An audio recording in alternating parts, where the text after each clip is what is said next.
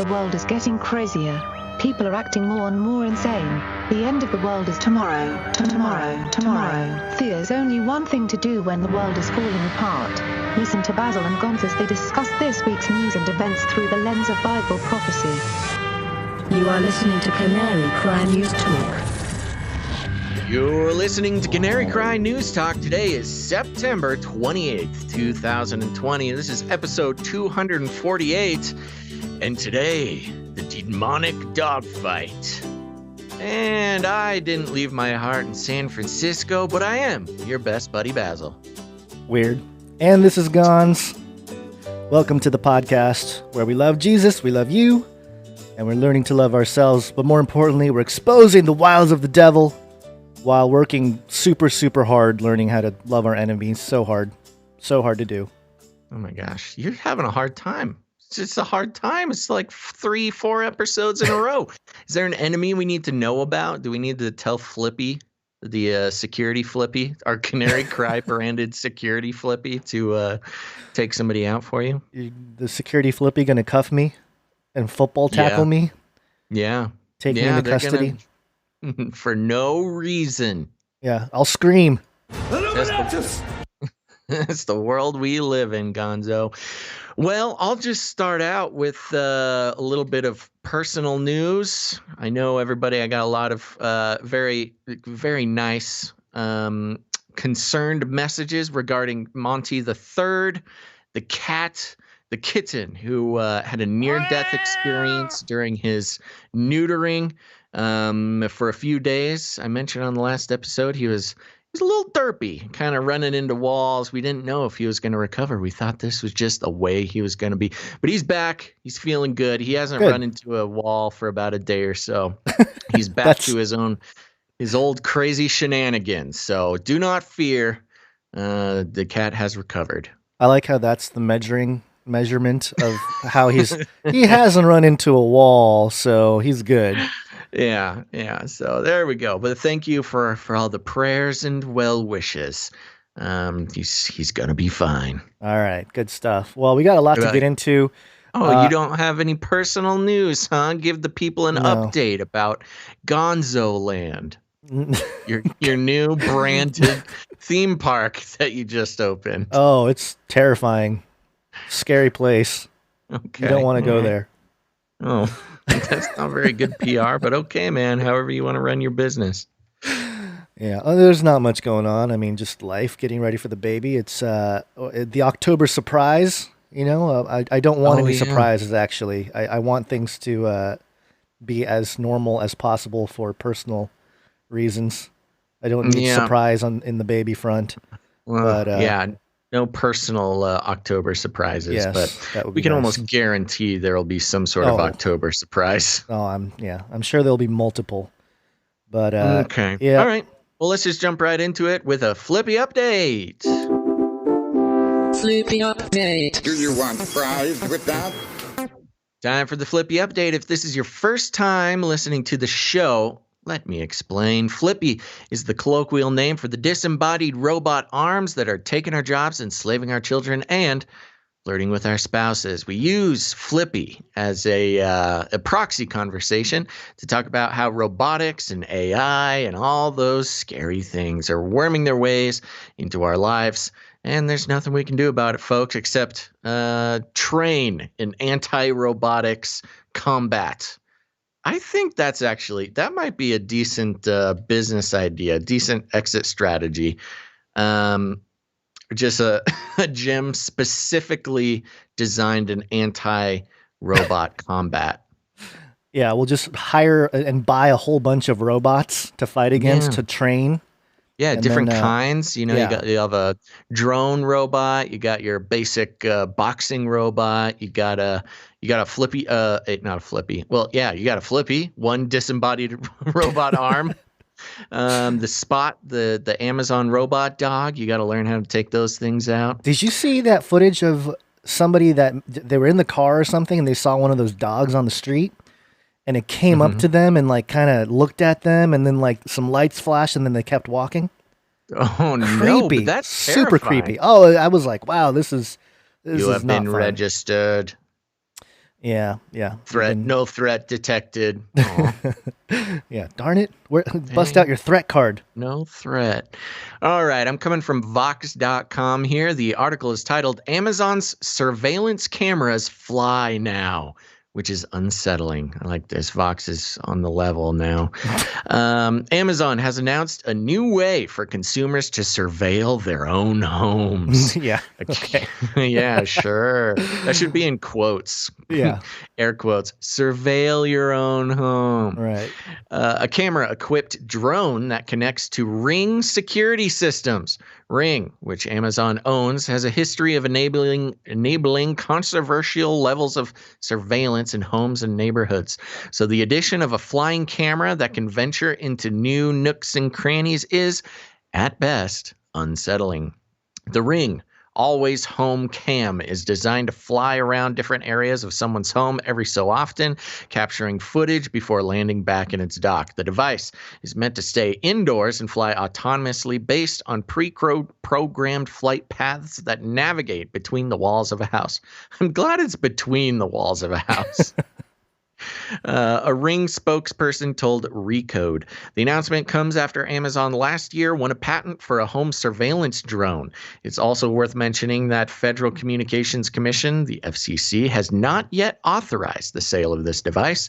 Amazon says its new Ring surveillance drone is scheduled to go on sale in 2021 for $249 once FCC authorization is obtained, and the company says it built in the product with, quote, privacy in mind.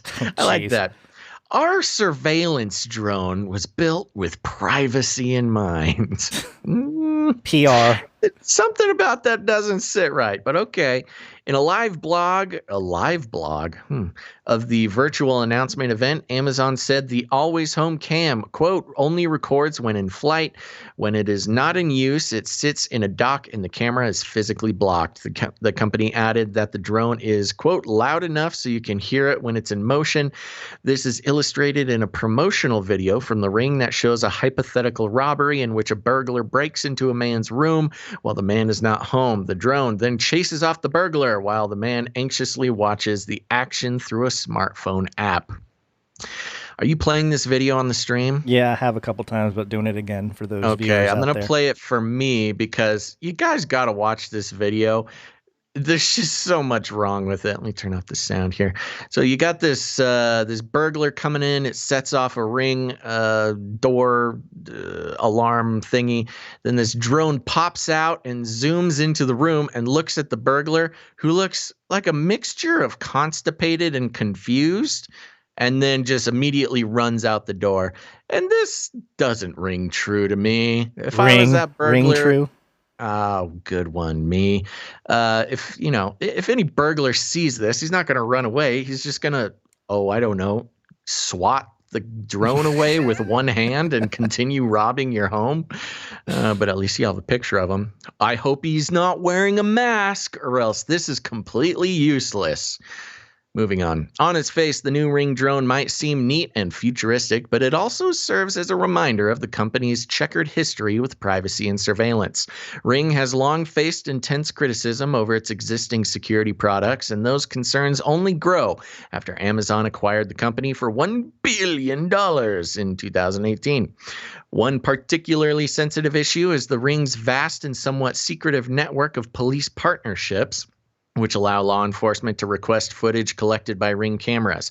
Ring's Neighbors app has also been accused of exacerbating racism and capitalizing on fear of crime. Meanwhile, many, including some members of Congress, are worried that the company will soon incorporate facial recognition into the Ring platform. Yikes. Quote, yeah, the introduction of a roving drone security camera inside your home potentially upends the idea of the very idea. Whoa, an idea within an idea. We've got Nice. Droneception gone. Droneception. I like that. Let me start that over. The introduction of a roving drone security camera inside your own home potentially upends the idea of the very idea of home as a private place. Matthew Goriglia, a policy analyst at the Electronic Frontier Foundation told Recode in an email, quote, Amazon's new products certainly have the potential to extend what was already an invasive surveillance system into the realm of the absurd. I think that's really well put. This is getting absurd. While a Ring spokesperson told Recode that the always home camera footage cannot be requested by police, Amazon has not made a formal commitment not to allow police to request the footage in the future. The announcement of the Ring drone arrives at a time when Amazon is also attempting to expand its products' functionality in private and public spaces with an update to its Sidewalk projects. As Amazon explains on its website, Sidewalk aims to create a shared network that blah, blah, blah. We don't care about your other stuff, Amazon. This was I think absurd is great because it is like spooky and not okay, but it's also just an absurd conglomeration of like all the threats. And do not forget, they did not mention it in this article up until when I quit reading it. But do not forget that Ring has a history of also being hacked. Yeah. And, individual hackers being able to see through your cameras and control your cameras. Oh, which is great in this case, because now not only can a hacker see through the rest of the cameras in your house, but he can take control of this little drone and go find you hiding in your closet or wherever you think you actually have privacy in your home. Now you have this little autonomous drone that can come find you. But it really is a combination of a lot of stuff that we keep our eyes on. This is like the pinnacle of concern. You've got drone technology, you've got AI technology, you've got surveillance technology, and I don't know, all wrapped up into Amazon, who's notoriously, not cool about privacy and working with police, et cetera, et cetera.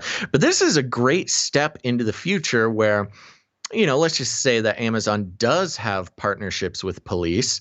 You could imagine a world where police, maybe with a subpoena, maybe with whatever, or maybe not, could just take control of the little drone, and control it and go look around in your house if they had a reason to do that. So, not good. The advertisement is so funny because this burglar sees a drone. He's like, oh no, and he runs away. This thing's like, what, a few ounces? I mean, couldn't you swat it or something? I mean, it's really not that much of a threat. No, I know. They're overestimating. Yeah, I get that. This burglar's desire to not be seen. Yeah, and the other part of it is, people are going to say it's not enough to just see the burglar. We want something that'll, shoot at them or something like that. Weaponize. Yeah, weaponize this little drone.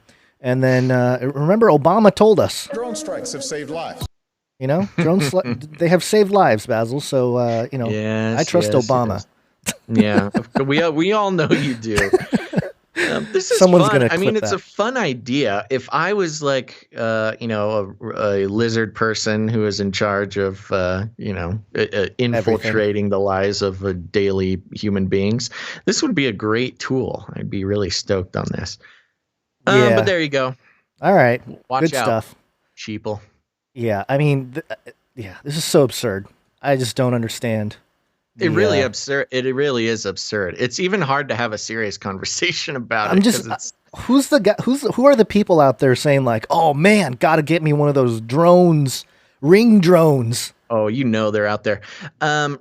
You know what? Also, now on a subtler level, a little bit more of an analysis level, we're talking about the advertisement where it's so silly that this robber just gets so freaked out when he sees the Ring looking at him.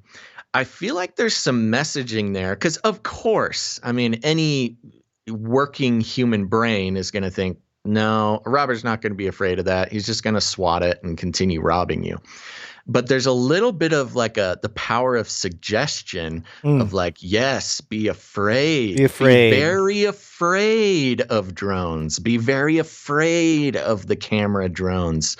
Right. Because, see, this hardened criminal is afraid of it, so you should be afraid too. Especially when they start talking about, hey, we're going to be working with law enforcement. Basically what they're saying is, hey, if you see one of these little tiny flying drones in the house, basically it's the police watching you. It's not just a resident, you know? You know, it's funny too. So the other day, this was like 2 nights ago, my fire alarm was going, it went off like 3 times in the middle of the night. Ooh. And I was just so groggy. I got up the first 2 times. I didn't even know I had a fire alarm. I'm like wandering around blurry eyed and stumbling, looking for it to turn it off. It would turn off automatically. And I would go back to bed. 3rd time I finally found it, ripped it off the wall. But can you imagine like just being in your home? This was saying it just makes random security security routes. Just being in your home, you're on a Zoom call, you know, working or something. Yeah. And then suddenly out of nowhere you hear zzz, flies by you while you're, you know, chatting with your boss or whatever. That would drive me completely bonkers. And it's also a sort of audio reminder that you're being watched. Yeah, that's another pretty funny thing that, you know, they're like, oh, it's super loud, so you know it's coming. Right. Like they probably couldn't get the how sound. loud it is. They couldn't get the sound down, you know, so they're like, well, we're just going to have to market it as a good thing. Yeah. But I feel bad for, you know, taller people. Yeah, this thing's going to be going around and you might turn a corner and boom. Yeah, definitely would give you a nice knock on the dome. I can imagine the cats going completely cuckoo bananas. Yeah, why don't we have something, you know, these little drone things can be much better used if they have like some kind of cat toy. It would become a hunting expedition every 10 minutes while this thing is making a route. It's only a matter of time before the natives take it down. Yep. All right, well... Yeah, beware. Don't buy these things. These things are evolving so quickly. Every time Amazon or Apple or Google, they have these big, you know, reveals. It's like all the new tech, and it's always just more surveillance apparatus. The future. Yeah, it's just ridiculous. Okay, we got a bunch of updates to go through here. You ready? Yes. We interrupt this broadcast to give you a brief update. By the end of this timely interruption, you will be thoroughly updated. 33 is the number of completion of the Great War. A few 33 updates to get through here. This is rdrnews.com. And the headline reads, 1 COVID-19 death, 33 new cases in county. Classic. This is Chavez County. It's the remained high. The number of new local cases also remained high at 33. The 3rd highest among New Mexico counties. So look out, New Mexico. 33 new cases. But also, not to be outdone here, Wabi.tv, or WABI, Maine CDC reports 33 new COVID-19 cases, 29 more recoveries. That is crazy. You might be tempted to think that we're repeating these. No. It's just every day they have to report when they hit 33. Okay, so if there's 29 recoveries and 33 new cases, then is it what, 4 cases? Can we do some math here? Net positive of 4 cases. Well, and that's been a problem with the counting all along is, you know, they say there's whatever the numbers at 4 million cases of COVID. That's not 4 million people who currently have it. Right. That's 4 million positive tests. And then don't even get me started on the test thing. We're all aware of the flaws in that. Yeah, the major flaws. But it's an aggregate number. It's not a current case number. Right. It's all kind of rounded up and everything else. Yeah. Always to support that 33. This is WashingtonTimes.com. What happened to my... Oh, here it is. Sorry, I skipped one. I'm sorry. 112.international/Ukraine. Top news. Over 33 million people infected with COVID-19 worldwide. We've done it. 33 million. So, headlines. Worldwide. We did it. We hit the 33 million mark. The ritual is complete. It's complete. This number will pop up again in another update in a couple stories here.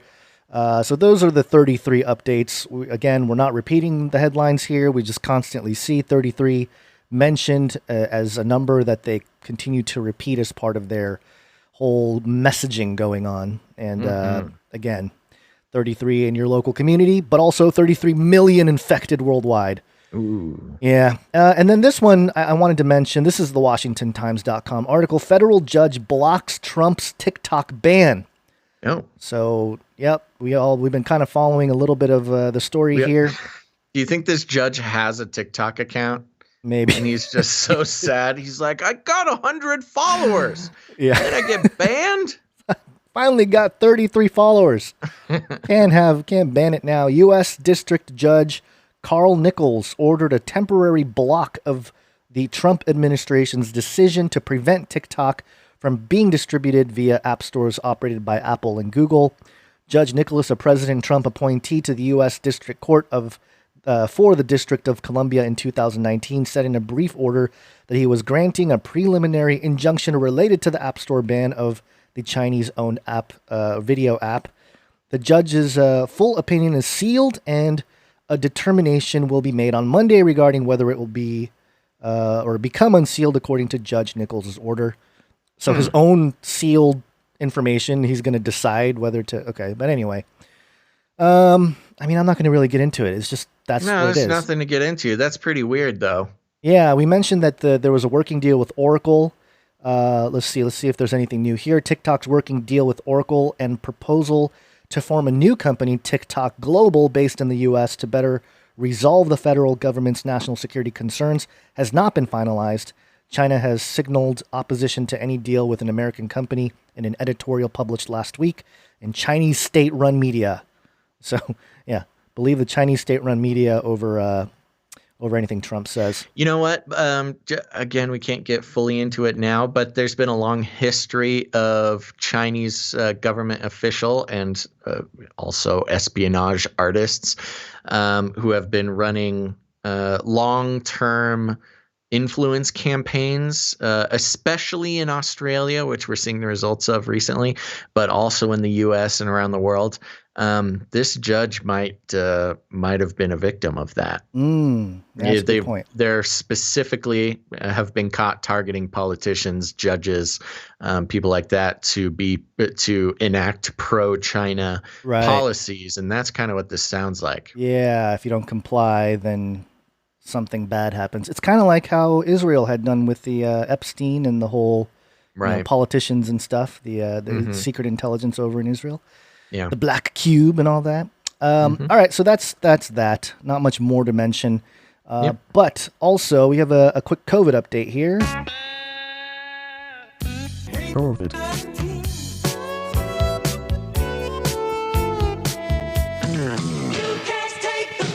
CRISPR. Cas9. A pandemic special. This is newsmedical.net. CRISPR screening identifies human host pathways that facilitate coronavirus infection. And you know, Basil, one of the things that we mentioned as soon as the whole virus thing came out was how this is just a big ruse to push the technology, whether it be CRISPR, whether it be surveillance, whether it be robots. It really was the final strategy, if you will, to not only smash the economy worldwide and supply chains and everything else, but to use as an excuse to push forward the types of technologies we've been tracking for a while. And CRISPR seems to be at the forefront of this quietly. And we reported on a couple different stories regarding this a little while ago, but this one here, it says, I'm not going to read the whole thing just because it's kind of technical, because it's medical, it's a little more medical speak. The human coronavirus family consists of 7 known pathogens for which there are no approved vaccines or specific therapeutic options, although the seasonal human coronavirus, and it lists a whole bunch here, only cause mild respiratory infections. 3 highly pathogenic coronaviruses that emerged in the last 2 decades revealed the pandemic potential of this family of viruses. And this is something interesting here. Severe acute respiratory syndrome coronavirus, that's SARS-CoV-2, which caused the current COVID-19 pandemic, has a lower fatality rate, but is far more transmissible than SARS-CoV-1 and MERS-CoV. So far, it has been responsible for nearly 33 million cases and 996,000 deaths worldwide. I like how why don't they just round it up to 1 million? If they're going to put the 33 million cases, why don't they round up the deaths? But anyway. I just don't know. I don't know. So basically, the team of researchers conducted parallel genome-wide CRISPR screens cells infected with SARS-CoV-2 and 2 seasonal common cold coronaviruses. They were able to identify the distinct viral entry factors for all 3 viruses. And, that's pretty much it. Oh, right here, I have another thing highlighted. According to the team, the study offers critical insight into host pathways usually hijacked by coronavirus. They identified the phosphatidylinositol, PIK3C3 kinase complex as a potential therapeutic target for SARS-CoV-2.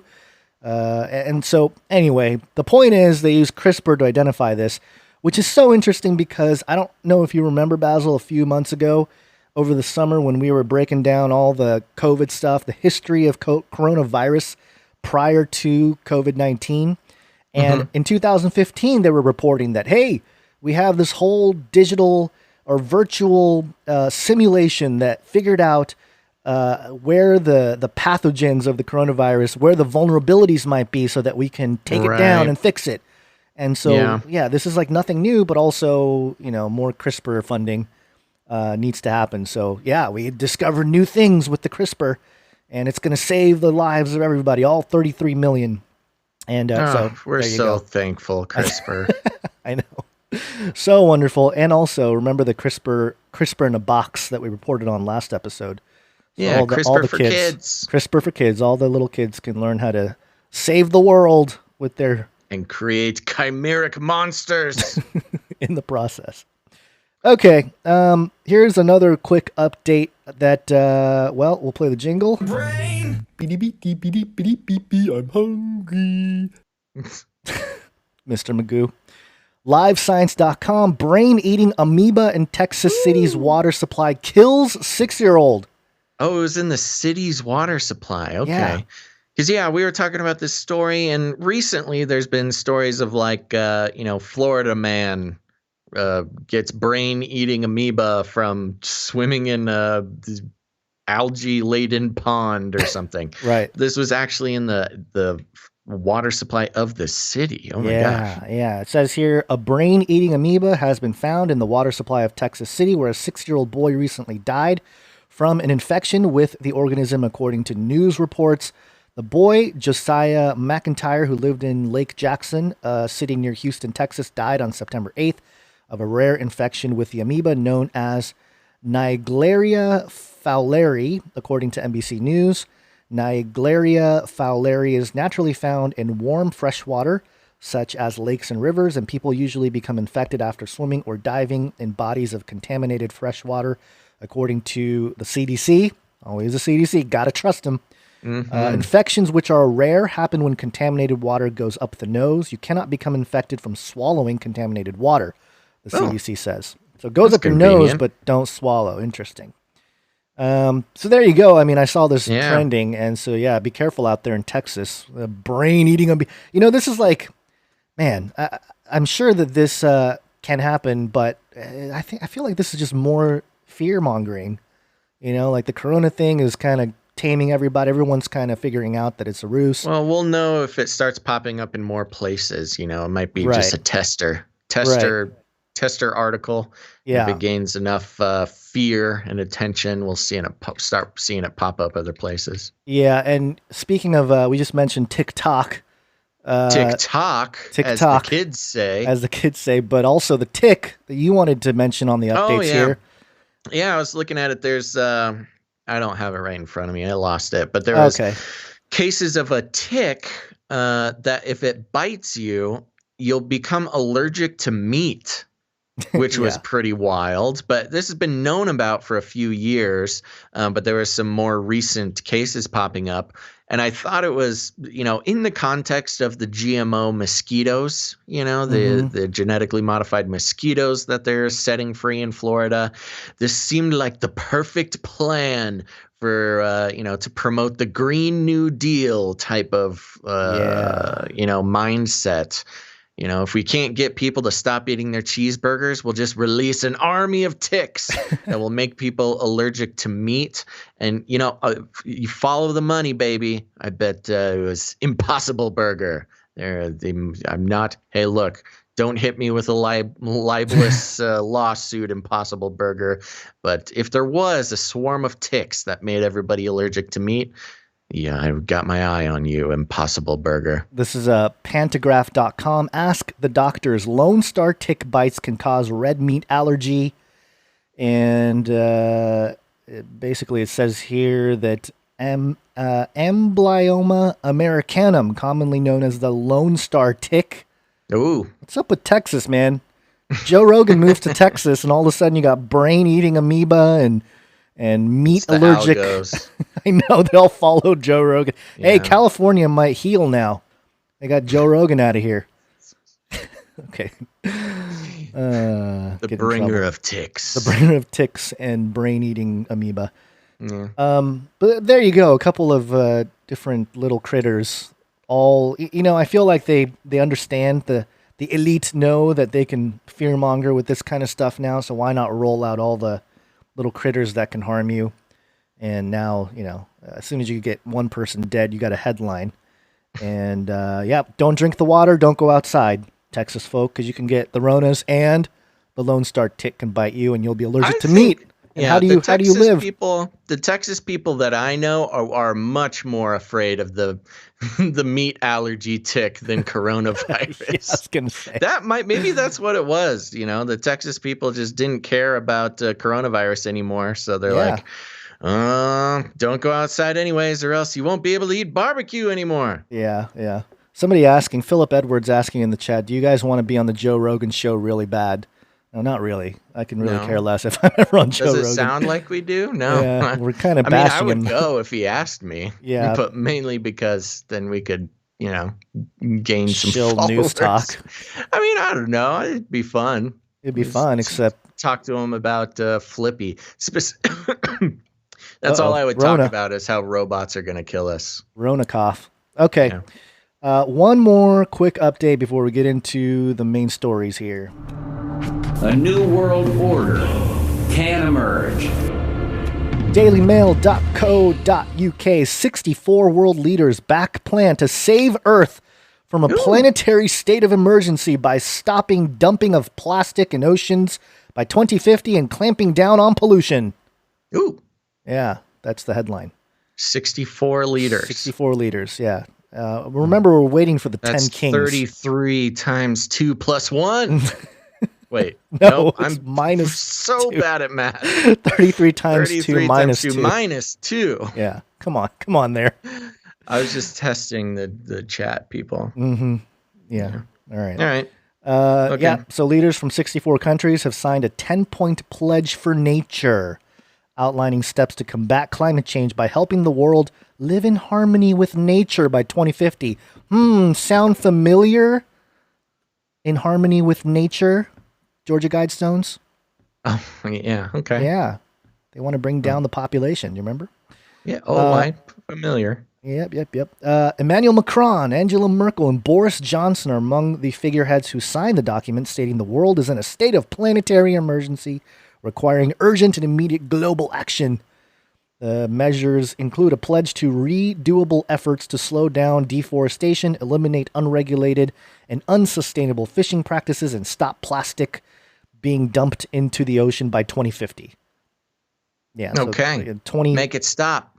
30 years to stop plastic dumping into the ocean. What happened to Boris Johnson? I thought he was like the Trump clone over there. He's just, it says here, British Prime Minister Boris Johnson will sign a new UN pledge to help save the planet. Huh. Yeah, so, I don't really know. He does seem to have sort of changed his tune. They must have found some video. Maybe some new polling came in, so changed his thing. Yeah, he's compromised. Yeah, or he's got a tape. He's got tape out there. A Russian tape. Oh boy! All right, so those are all of the quick updates. Yeah, a lot of updates. We didn't include a few things going on out there, which one of them being the Trump campaign advisor getting tackled to the ground by the police and stuff like that. We might pop that into the next show. Yeah, we might do that. There might be some more info. We'll see. Yep. All right, Gons, are you ready for our first story? Let's do it. From what I see in Japan, we are seeing a lot of negative news. A new world order can emerge. All right, Gons, watch out. Watch out. This is coming from japantimes.co.jp. The article is titled LDP to Call for Economic Security Promotion Law. What does that mean? Well, let me tell you. The ruling Liberal Democratic Party is set to call on the government to craft a comprehensive law promoting economic security for all of society, including the private sector, GG Press has learned. The LDP is the majority party right now in Japan, for those who don't know.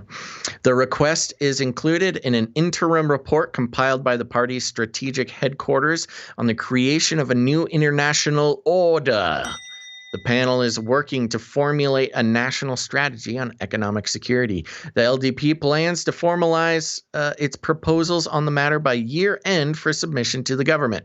On developments concerning the international community's preparations for the era after the novel coronavirus pandemic is brought under control, the interim report says that, quote, countries are trying to determine what that international order will look like. So Japan trying to take sort of a leading role on the Great Reset New World Order after coronavirus. Yep. Moving on, apparently keeping China in mind. And Japan, you're always keeping China in mind. Apparently keeping China in mind, including its growing tensions with the U.S., the report warns, quote, a new international order is with emphasis on digital technology-based monitoring of society and state capitalism is on the rise. Wow. There you go. Straight from the New World Order playbook. A new international order with emphasis on digital technology-based monitoring of society and state capitalism is on the rise. Besides the economic security promotion law, strategies for each region and sector should be established, it says. Notice how it's called the Economic Security and Promotion Law. Mm-hmm. You know, are you afraid, citizen? Do not fear. You will be economically secure with our technology-based monitoring of society and state capitalism. The report says that Japan should strengthen its collaboration with other countries in order to fortify its information gathering capabilities. There we go. Some more. You get your ring drone flying around for some information gathering capabilities, including seeking to join the Five Eyes, a framework for sharing sensitive information among the United States, the UK, Canada, Australia, and New Zealand. Five Eyes, we've talked about that in the past. That's the sort of intelligence alliance between United States, UK, Canada, Australia, and New Zealand to play a greater role in the international rule-making process. The government should boost efforts to have more Japanese nationals and peoples from countries with close ties to Japan assume senior posts in international organizations, the report says. Ooh, they want Japanese infiltration. I'll do it. I'll go to the meetings. Gonz volunteers as tribute. Now, here we go. Let's get into it. Japan needs to aggressively invest its resources in research and development on sixth generation or 6G, new cutting-edge wireless communication technology in cooperation with Western countries. with the aim of rolling out the world's first 6G products and having them adopted as international standards, the report says.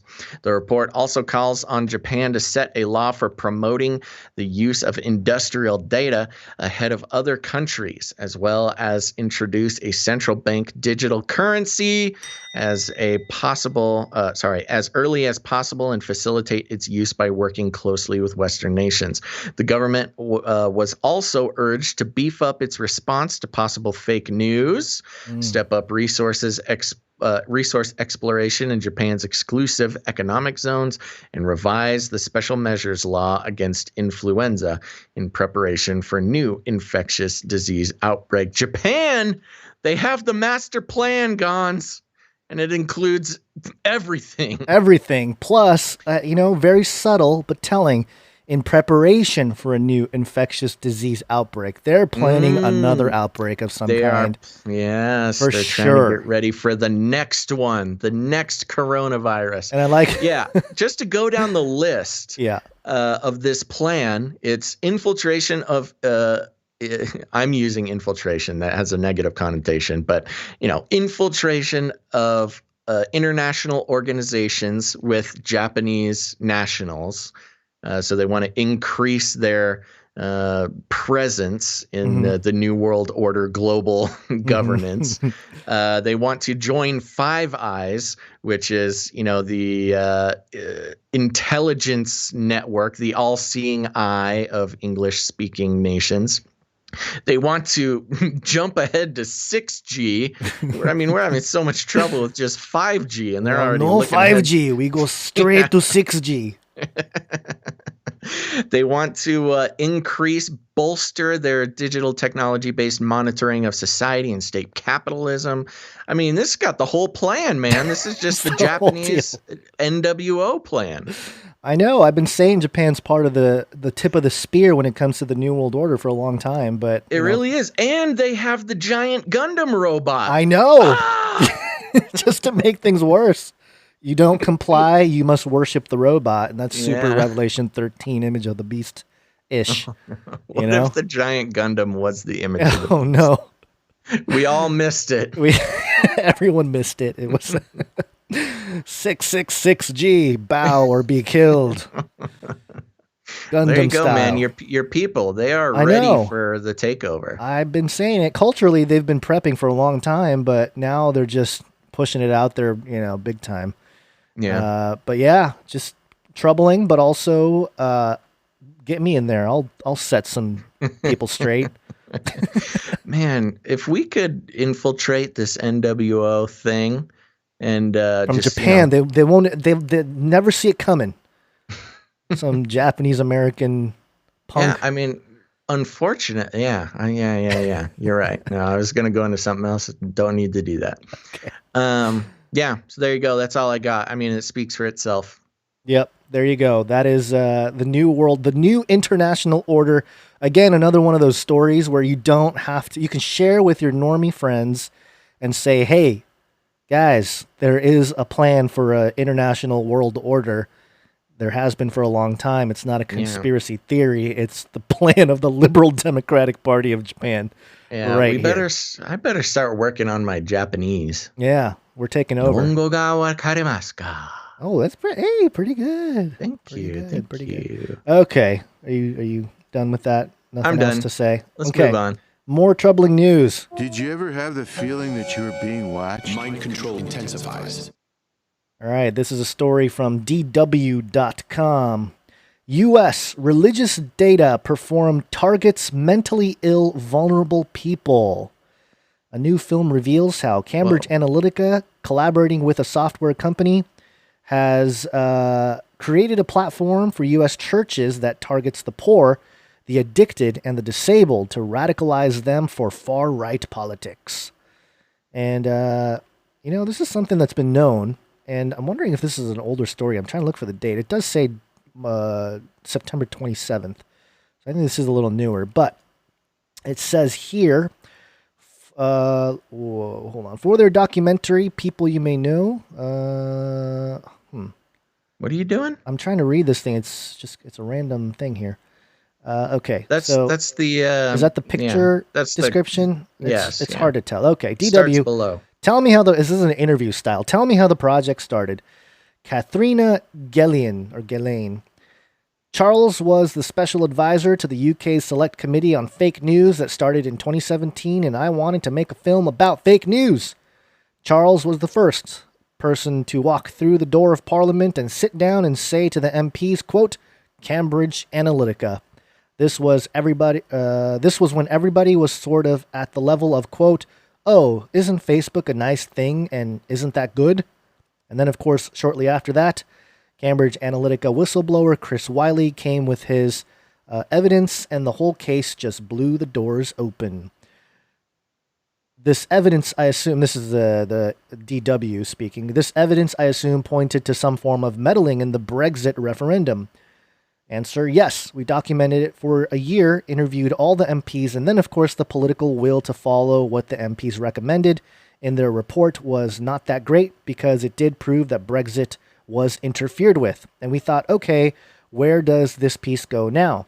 Because Charles had placed himself at the nexus of people giving evidence to the committee, people kept bringing him evidence on the side.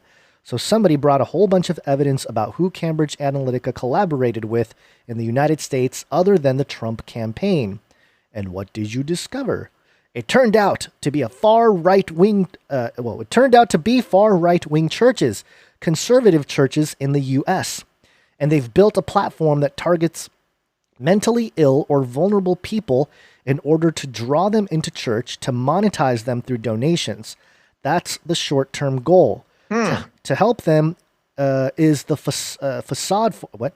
To help them is the facade for it, but ultimately the aim is to convert them to the politics of the far right. And Sounds like a stretch. Yeah, and we went to as many churches as we could. We spoke to as many people as we could. Charles looped in a senior academic from Melbourne and a professor of journalism at Columbia and a whistleblower who used to work for SCL, Strategic Communication Laboratories Group, the parent company of Cambridge Analytica. And it ended up with these 3 tiers. We looked into the data side and then ultimately ended up finding that the people who built the platform had ties to the White House essentially through an enormous secret nonprofit organization, one of the most powerful organizations in the United States. And I would add, not so secret if it's a public nonprofit organization. Can you tell me a bit more about that? And this is now Charles Creel. What initially happened is that a Koch brothers funded charity commissioned Cambridge Analytica along with a software company called Glue to build a software platform that could be used by churches in order to target vulnerable people. And these are people who are suffering from addiction, financial distress, who might be struggling with opioid dependence, or they might be dealing with bipolar issues. And all of these options are available in the software that has been deployed to the churches. And once those people are identified, they can target them with social media. And once brought into the church, they can also be recruited into the politics of the far right. Whoa. Question, is this happening exclusively in the so-called megachurches, or is this far more widespread? Gilleen says this, it was initially rolled out as a marriage program to save marriages at 16 major campuses, and some of those are megachurches. Some of them are as small as village churches. Now that it's available to pretty much everybody and across all faiths, Catholic, Protestant, but mainly evangelical and Dominion Catholics. They obviously wield enormous money and power, but the strength of the platform for the churches is this cheap tool. You can roll it out in a village church, and you can almost use it as a precognitive science of figuring out who's heading for divorce, who's heading for eviction, who's in trouble. And then Creel adds, I think when you get to the level of the megachurches where politics become involved, then there's more of an awareness. But when you're talking about local churches, I don't think they're aware of what's going on. What they do know is that there's this magical platform called Insights. And they could say, well, this is a quote, well, I'm going to look around in Birmingham, Alabama, and I want to find an area of town where people are suffering from high levels of addiction and divorce. And Insights will show you that. You can also look at that as a positive thing. You can say, well, there's a community that's suffering. We'll put a church in the middle to help. Or You can look at it as saying you have churches that are looking for opportunities to build mega businesses and to go in and to monetize off the backs of folks who are suffering because they have an unfair recruiting tool for bringing those people into recovery programs in the churches. You know, recovery programs are great when you don't have a second agenda. Wow. Galen adds, we interviewed one of the main founders and he essentially laid out how it all works.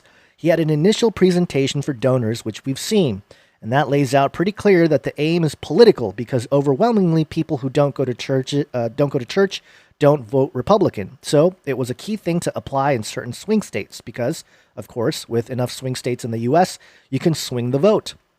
And the question DW asks, is this a fairly recent phenomenon or was this something that was also deployed ahead of the midterms in 2018? Creel responds, we are confident that it was employed ahead of 2016, actually. At the time, the technology and the data weren't sophisticated enough. In fact, I just did an interview with an ex-Facebook employee, and he was saying around the time of the Obama election that Facebook was a relatively small operation in terms of advertising. This is pre-2014 when Facebook changed its financial model. By 2016, data and advertising were robust operations within Facebook and were being taken advantage of by former Trump media advisor Brad Parscale. Is that the guy that got taken out? Is that the guy that was tackled today? I don't recall. I don't know. Hold on, let me check real quick because I'm curious. I think it was the media it's advisor. The guy. It's the guy that was taken out by the police. All right, we'll get to that. We'll touch on that in a second here. Let me finish this story. Where did it go? Oh, okay. So Brad Pascal by Cambridge Analytica, who were directly hired by the Trump campaign. And then Galen adds, and you obviously have other big data platforms as well, like i360, also funded by the Koch brothers. And so these enormous data sets overlap. They overlap with the data that the Republicans have to gather as intel on their votes. Another aspect of your film delves into the issue of alleged attempt to rewrite the U.S. Constitution. Galen steps in. We found that the guy who commissioned Cambridge Analytica and also put money into Glue, they spelled it differently this time, Gloo. Last time it was Glue. The software company is a member of an organization called Council for National Policy.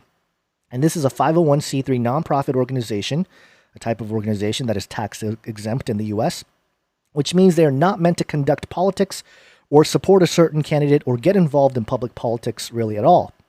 They've existed for about 40 years. Their aim was to rewrite the U.S. Constitution by 2020. Now they're a little late, but if Trump wins another 4 years, they have a very real chance because they have systematically, over the course of many years, worked to install a Republican legislature in many states. They have pushed out Democrats and pushed out moderate Republicans. Oh, my God. And then Creel adds, there's a couple different ways to try to re-engineer the U.S. Constitution. One is you can go state by state, amendment by amendment. That takes forever and nobody gets anywhere that way. Or what you can do instead is call a constitutional convention. And if 2/3 of the U.S. state legislatures call for a constitutional convention, then one is held, and there hasn't been one since the Bill of Rights.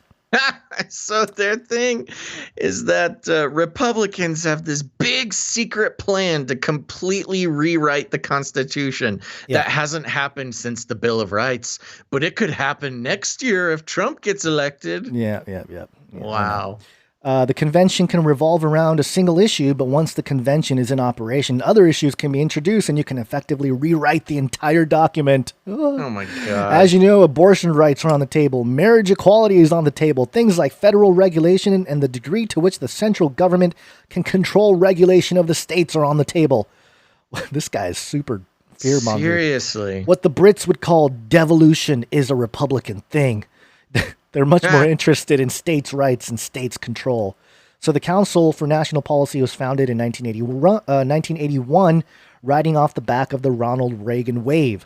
Its roots are the Southern Baptist Convention, so racism is part of its DNA. And they came to...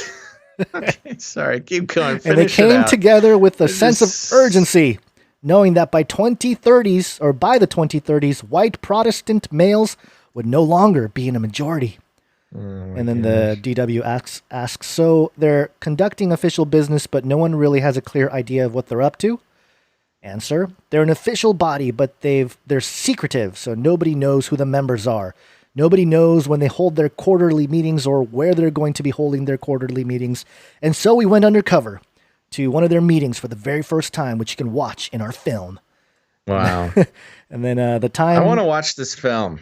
So do I. And then DW asks, the timing of the release ahead of the presidential election is obviously not coincidental. What kind of impact are you expecting or hoping for? Good question, DW. Krail says, we certainly look to the Watergate scandal movie, All the President's Men, as an example of the power that a film can have and the impact that can have on a presidential election. And then Galen added, we don't just want to preach to the converted here. Of course, the accusation can be that it's a liberal film. But, yeah, really? But it's not really about that. This is about the exploitation of people who attend church. So any normal Republican, I think, wouldn't be very happy with their data being used for purposes that it wasn't intended for. Yeah, and that's the end of the article. My gosh. Big takeaway from this is that, yeah, they're probably doing this and have been doing this. But the big point that's missed here is that they've been doing this to everybody. It's not just churches. No, yeah, well, that's the thing. So the point being, they're pointing out the use of big data collection for church advertising, basically. Right. Okay, the government does it. Corporations do it. Small businesses do it. Russian bots do it. And now that churches do it, it's like this big conspiracy theory. So, yeah. Oh, my God. There's just so much. So first of all, first thing I want to point out is the equation equating Christians, any Christians, they mentioned Catholic, Protestant, Evangelical, and Dominion Catholics, equating Christians with far right. Right. Yeah. They're talking about getting people into church so you can spread far right. And what this is a step by, and we've seen this for a while, because I remember when the term far right first started, it specifically referred to like conspiracy theorists. Right. Yeah. They were the first ones to be looped into far right. And then it just grew and grew and grew because far right is like this big evil term now, obviously.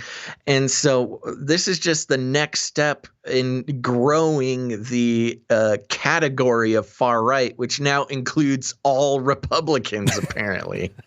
All Christians, not even just Christians, people who go to church. And Republicans, everybody's far right now. So first of all, there's some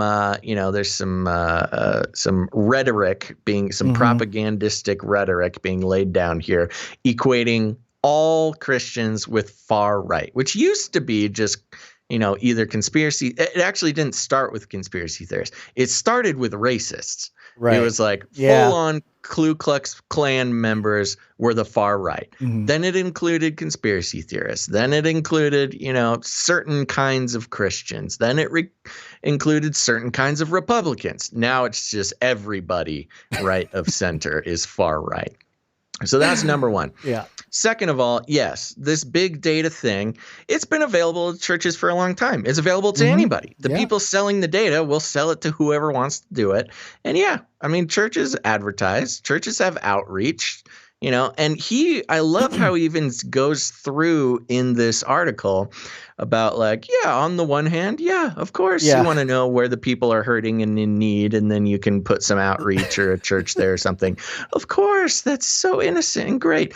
But then there's the exploitation and the political manipulation of the, the mentally challenged or whatever.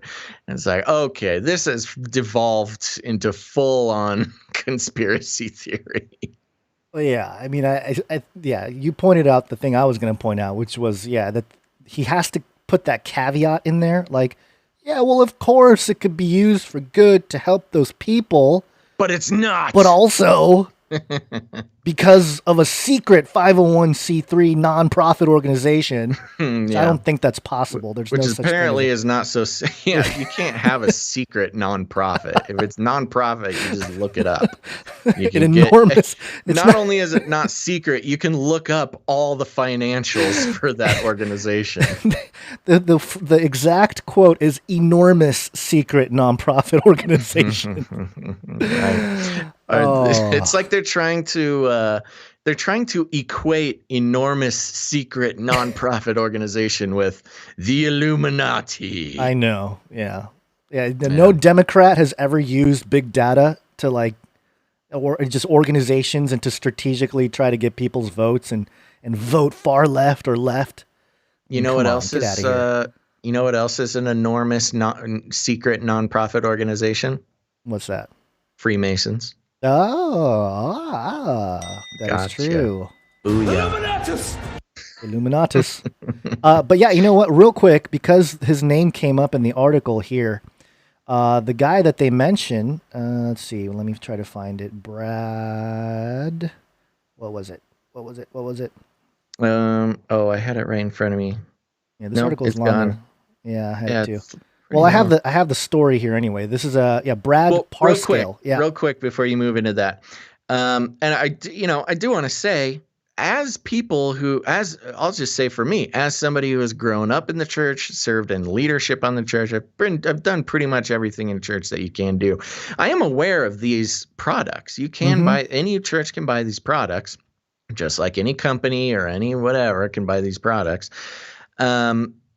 Of course, there probably are some pretty, unsavory mega churches. And I'm just talking about the organization, not the people that go to it. I mean, look, I'll be the first one to criticize mega churches.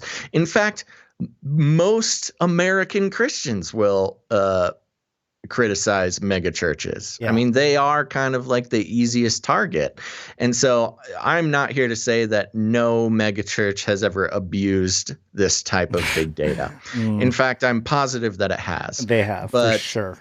But the silly thing about this article is, just equating Christianity as a group with the Illuminati, who are all trying to just take advantage of the mentally weak and addicted people. It's a logical fallacy called sweeping generalizations. It's just kind of super guilty of it. Angry atheists is what this is. Yeah.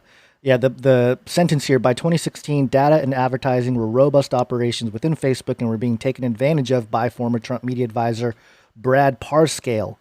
So there you go. That's the guy. And there was a story out the other day, or maybe yesterday. Ex-Trump campaign chief Brad Parscale hospitalized after threatening to harm himself. That was a story. I saw the headline. I saw it trending on Twitter and all this kind of stuff. And it says the former 2020 campaign manager and current campaign senior advisor, Brad Parscale, was taken into custody Sunday evening by Fort Lauderdale police after allegedly threatening to harm himself at his home in Fort Lauderdale, Florida, ABC News has confirmed. And now I guess we can just show the footage here because it didn't look like he was. It didn't look like he was trying to hurt himself. I think this is body cam footage. Yeah, Axon body. You should play the. I think there's some harsh language. I think there is, but I can keep it low. I guess we could survive without it, but maybe just a little disclaimer. There might be some harsh language in this, but you just kind of have to hear it to hear just how calm and normal it is until it's not. Right. So this is what we're seeing here is the officer's body cam walking up to this gentleman's house, I think, and kind of on the driveway. And you first see Brad sitting on his porch. I think he's drinking a beer or something. Mm-hmm. And then he walks up to the cop pretty calmly, shirtless, but not riding an ostrich, and just walks up, calmly talks to the police. And let's start here. I don't know how much of the audio is coming through. Here he is walking up. Here's the guy on the porch. He stands up. He's got kind of his hands out. That's fine. All right, relax. Okay. Talking to the police. She fucking... Oh, there was a little. Yeah. Sorry about that. But yeah, he puts his drink down. He's sort of talking to the police. Calmly, he's trying to explain what happened. And then some voices. It's just a bunch of boom. A swarm of cops. But the weird thing is, it looks like the swarm of cops comes from his own backyard. Like they come from the direction of his home. He's standing at the edge of his driveway, and it's like they come out of his garage or something. Yeah, 6 police officers. One tackles him. On football tackle. Football tackle. He's on the ground. He's not resisting. But, yeah, they cuff him. And so I don't know what's going on here, but very strange that the headline is that he's, in custody after threatening to harm himself. I don't know. I no comment really, other than this was what's out there. Yeah, that's why we were gonna wait. We were gonna look for some more information before we try to analyze it. And just to answer some questions in the chat, yeah, we're not necessarily afraid of bad words, but we do have some very young people who listen with their parents, and we just want to give them a chance to take action if they need to. Earmuffs. We call them earmuffs. Yeah, earmuffs. Yeah. Earmuff time. Earmuff time. But anyway, that's I wanted to show that just because it happened to be a name mentioned in this article. But there was one more sort of parallel story to this. Did you want to tackle that one, Basil? The propaganda story? Oh, yes. Let me yeah. Okay. Here we go. State-sponsored propaganda machinery. Psychology today. Psychology today. We should just start saying that. Hey, Psychology. I like that. Psychologytoday.com. The religious language of Republicans and Democrats. Ooh. The subheading here is both parties use religion to sway voters. Elephants. Okay, voters as elephants. In the United States, we like to claim separation of church and state, but the reality is much more complicated. And of course, this was written because of the Supreme Court nomination debate going on, but let's continue. In the United States, we like to claim separation of church and state, but the reality is much more complicated. Although our minds may automatically be drawn to the religious right as the main violator of this separation, research has shown Democratic candidates have taken note and are also making use of religious language to frame their stances.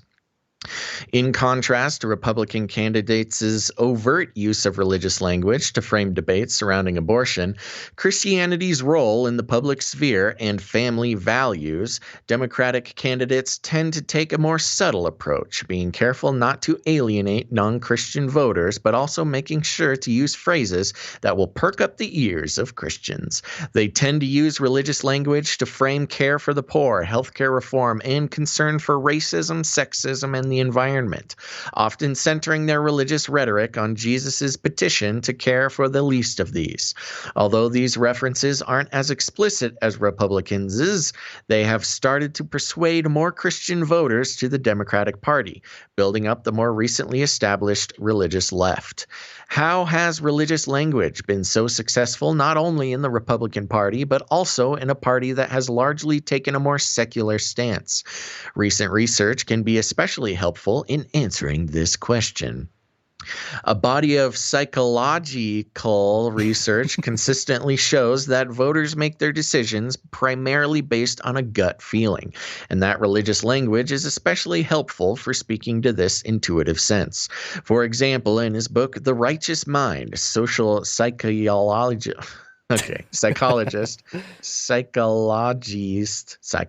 Jonathan Haidt examines moral intuitions in relation to religious and politics.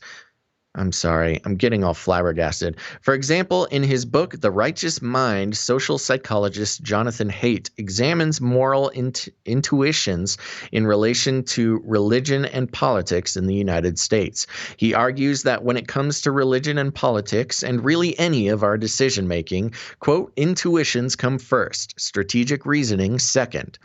By this, Haidt means that as much as people want to believe they make decisions rationally and consciously, the reality is that almost all of our reasoning is unconscious and driven by instinct and emotion. He elaborates, quote, the central metaphor is that the mind is divided like a rider on an elephant, and the rider's job is to serve the elephant. The rider is our conscious reasoning, the stream of words and images of which we are fully aware. The elephant is the other 99% of mental processes, the ones that occur outside of awareness, but that actually govern most of our behavior. In other words, most of the choices we make, including how religious we are, who we vote for, and how we make moral decisions, are driven by emotion.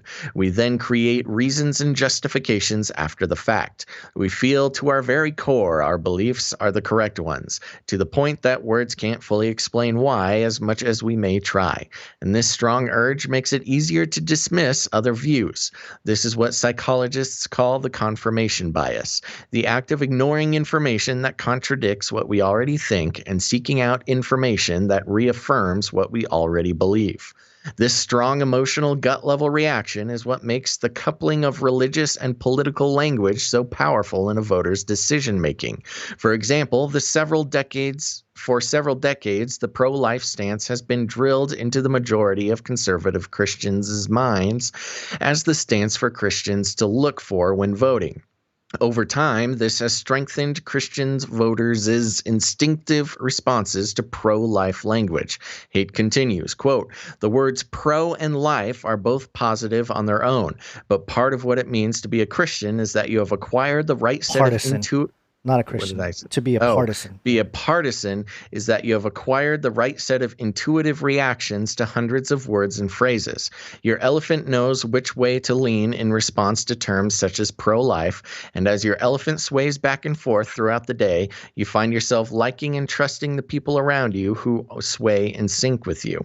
It is the same emotional response that makes quoting the Bible mandate to care for the least of these so successful for Democratic politicians.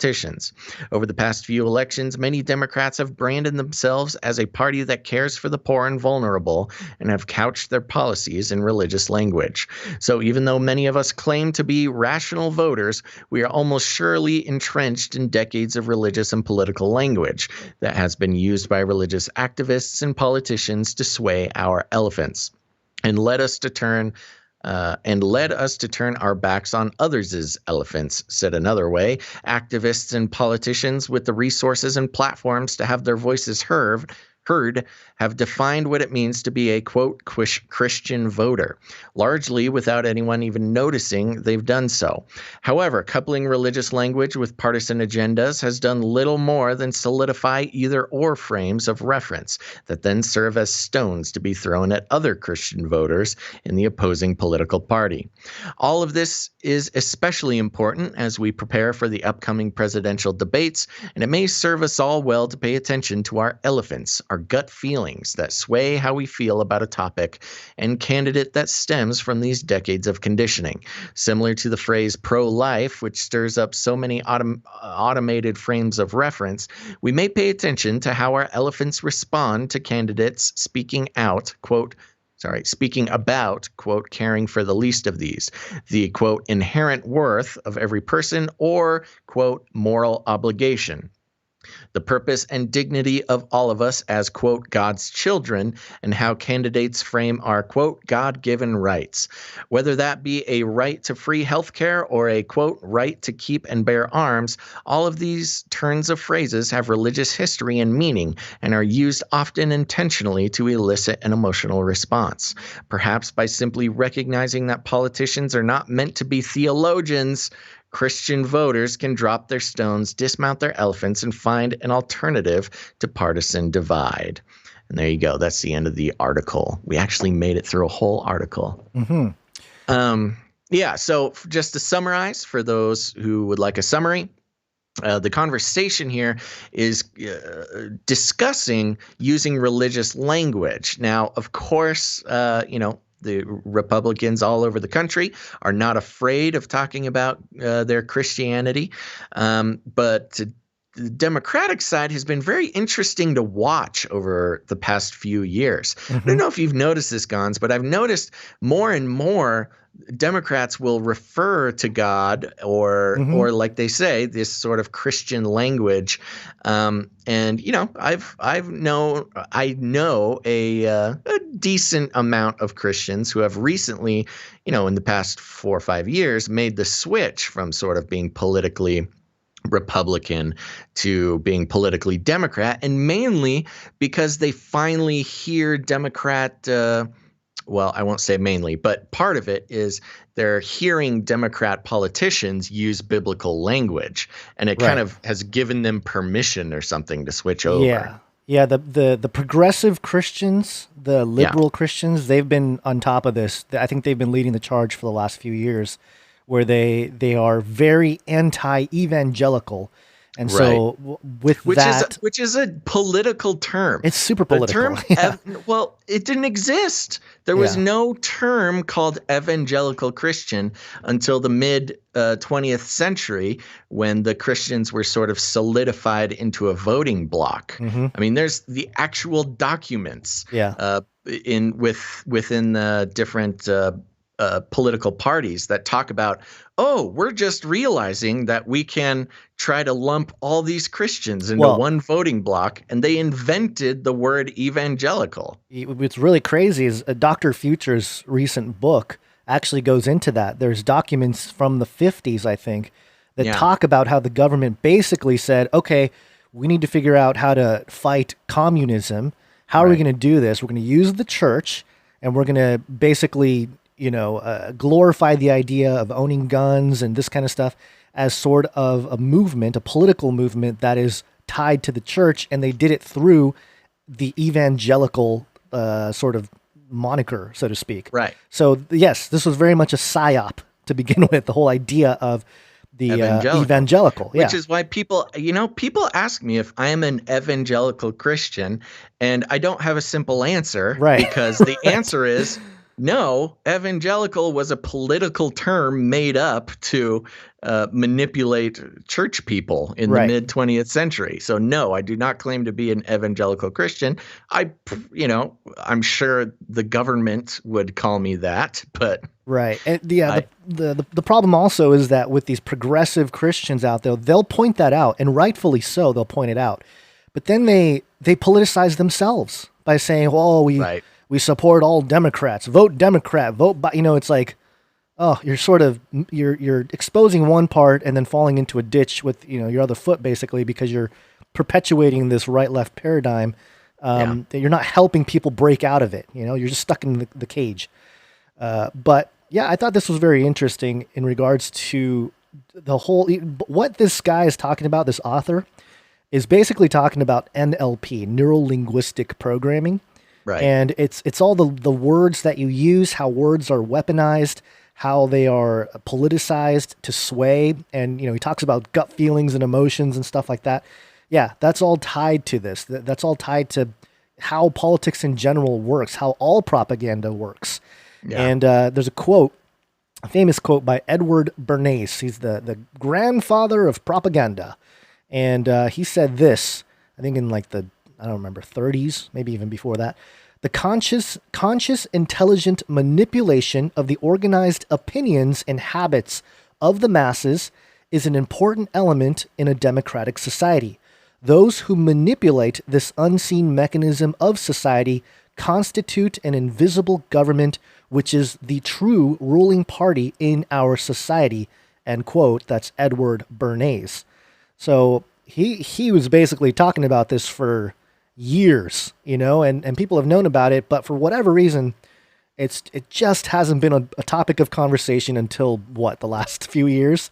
And even then, the conversations are sort of parked in a partisan way. It's almost like even this article kind of has like the right wing, they're just, they're a little crazy with their beliefs, and they've been radicalized with the idea of pro-life, put the words together, and they have this weaponized idea about abortion.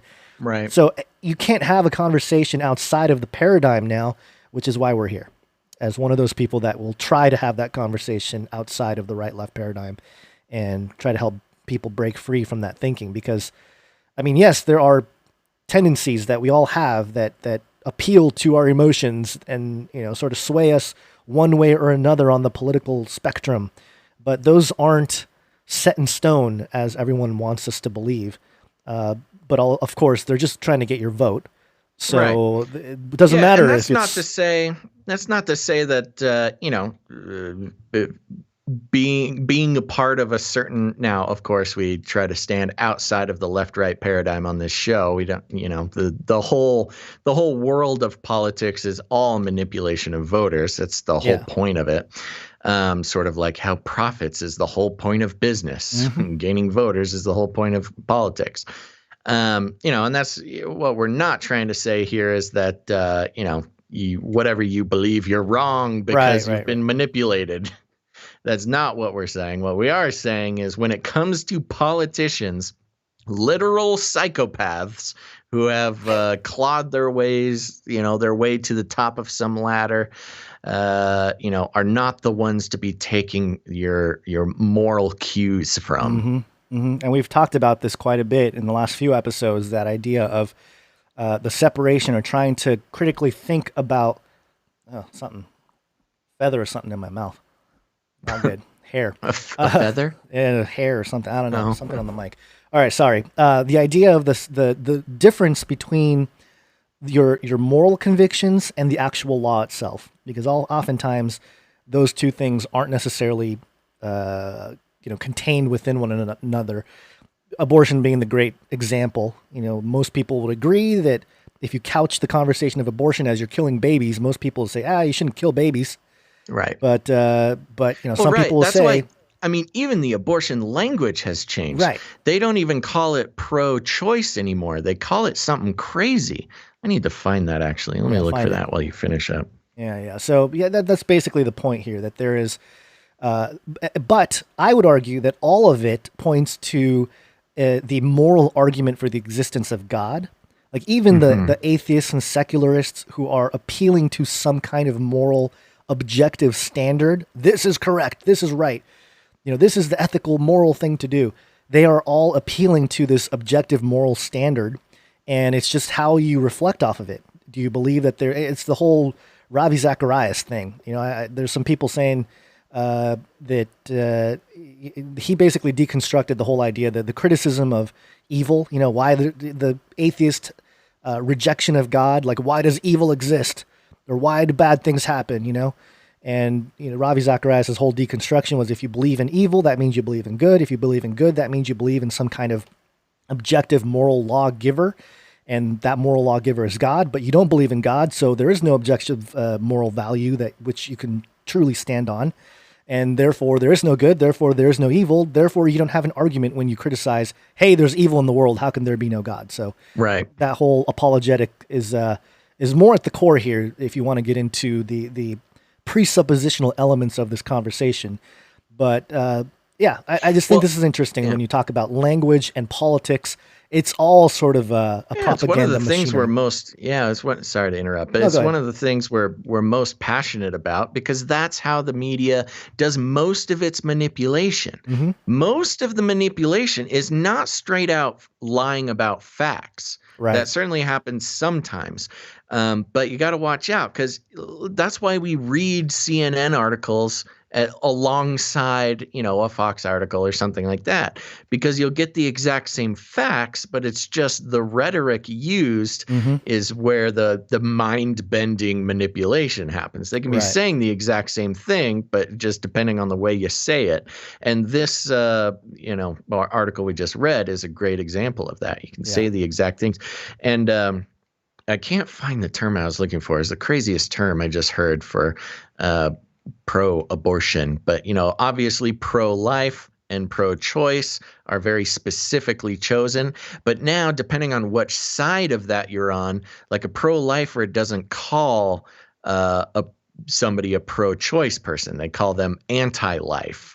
And same with pro-choice people; they don't call pro-life people, some pro-life. They call them anti-choice because that's the rhetorical manipulation that they need to use to get people on their side. Yeah. I like how that whole "my body, my choice" thing has been used by the anti-maskers recently. Yeah. And then that was a great use of it. I loved watching that. I did too, but it's funny how the other side came back with like, well, this is different because you're affecting other people. And it's like, oh, okay, so babies aren't other people. Right. Just put themselves in a little trap there. But anyway, that's, this is a conversation that's ongoing.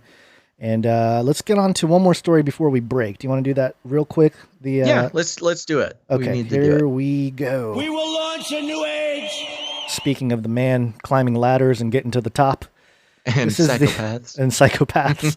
This is the Intelligencer, brought to you by MSN.com. Thank you, no paywall.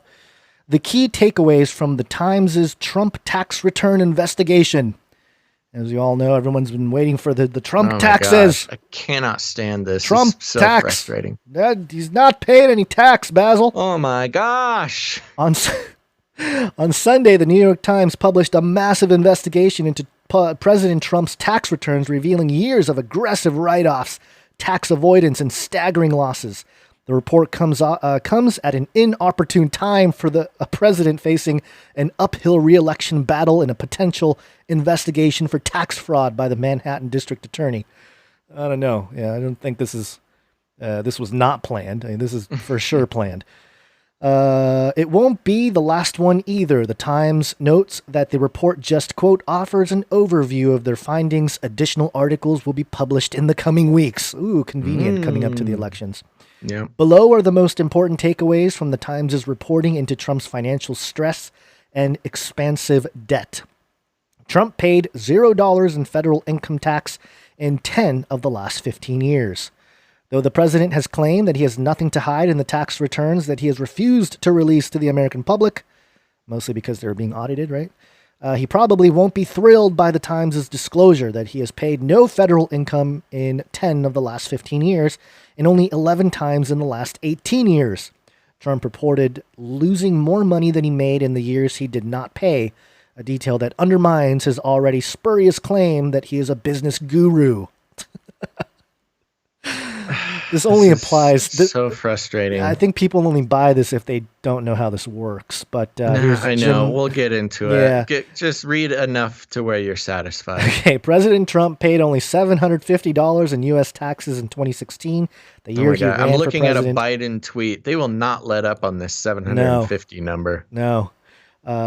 Okay, wait. Since you just said it, I'm looking at Biden tweet right now. Okay. Whether it's $7.50, 75, or 750, every donation makes a big difference during this final stretch. Oh, gosh. Chip in and help us get Donald Trump out of the White House. Genius. Whoever did this tweet needs a raise and a promotion and a cookie, because jumping on this 750 number for donations to Joe Biden, maybe we need to jump on this number. That'll be our special. Okay. All right. That's our special. I'm naming it right now. If you do for the next, who knows, we'll do it for next episode, but maybe this whole week, if you donate, if you become a producer, we'll do the exact same Biden thing. We'll talk about it later. I'll talk about it in the break. I'm going to save this. Okay, so $750 in the U.S. to blah, blah, blah. In addition, according to the Times, that seems to only have happened because, quote, his accountants appear to have carved out an allowance for a small tax liability in those years, since Trump had enough tax credits to owe no taxes at all.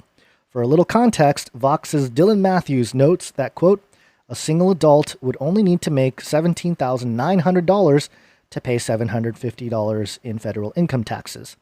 The amount he paid in U.S. taxes in 2017 was also far less than his businesses paid at some other countries overseas. Per the Times, Trump's companies paid more than $145,000 in taxes to India that year, more than $156,000 to the Philippines, and more than $15,000 to Panama. As The Nation correspondent Jeet Heer notes, Trump's 2016 tax responsibility was dwarfed by other concerns. Then Jeet Heer tweeted out in 2016, Trump paid $129,250 more to Stormy Daniels than to the U.S. government. And here's an interesting historical comparison. Another tweet by Nathan H. Rubin. Here's a fun fact. Abraham Lincoln paid more income tax in 1864, $1,279.13, than billionaire. Lincoln was loaded, man. I was going to say, is that including the... that was a lot for back then. Yeah, the inflation rate, or... Okay, so It says here, as the Time points out, Trump decided to run for president in 2015 after, and perhaps in part because, his core businesses had reported more than $100 million in losses over the previous 2 years, or as the report put it, a point in which, quote, the river of celebrity-driven income that had long buoyed his businesses was running dry. Yeah. Blah, blah, blah. It's just, I don't even know if we should finish No, it. we don't have to. It's just, it's first of all, it's insulting. The way that everybody is reporting this is insulting. Because the big thing is he only paid $750 in taxes. He paid no taxes because his businesses lost money. Ooh, what a horrible guy. He's a bad businessman. Yeah, and it's like, it's so insulting that they would think that the American public wouldn't see right through that. Yeah, billionaires don't become billionaires if they pay taxes. That's the whole point. When you get that much money, you get that much money because you've figured out how to not give it all to the government. And look, I'm not saying that nobody should go out there and pay taxes. I don't want anybody knocking on my door. I pay my taxes. Yeah. The problem is, I mean, let's look into Jeff Bezos. Let's look into Bill Gates. You know, when it comes to, even with Gates, with all the charitable giving, you know, he's barely paying any taxes. Yeah. Charitable giving to his own foundation, of course. Yeah, let's not forget that. Shoot things right into the vein. Yeah.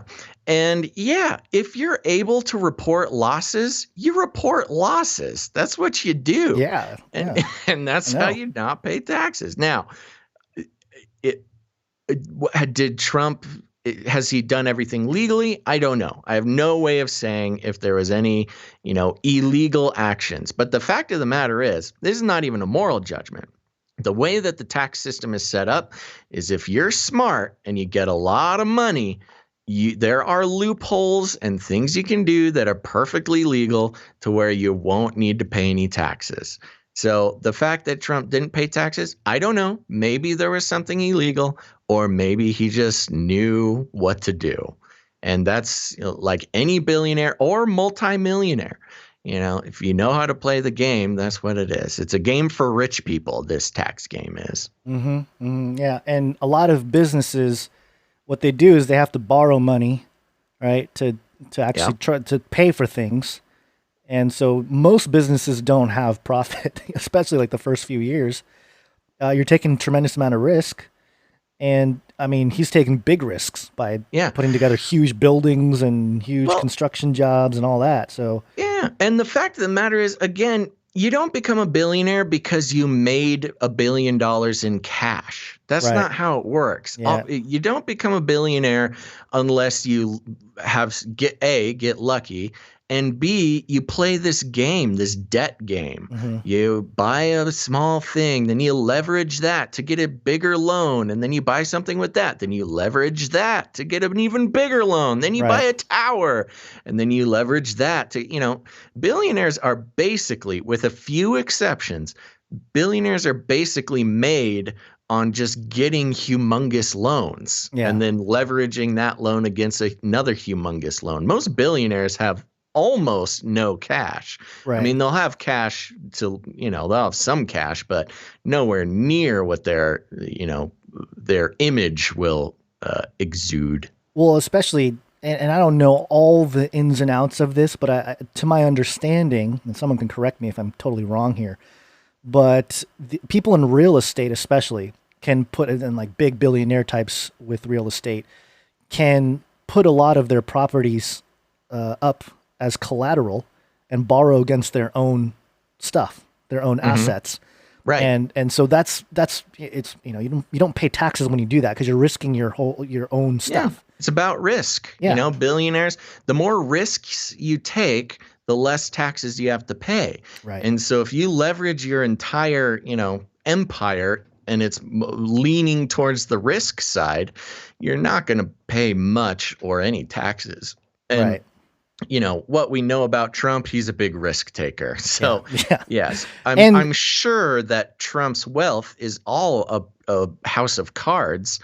And that's what most billionaires' wealth is. It's a house of cards. It's financial tricks. Right. To go from having millions in cash to billions in assets. Right. That's the point I wanted to make. Most billionaires don't have they don't open their Bank of America account and say, look at my $160 billion in my bank account. That's not how it works. They have their fund managers and all these people, and it's all tied up in assets and stocks and bonds, and it's all.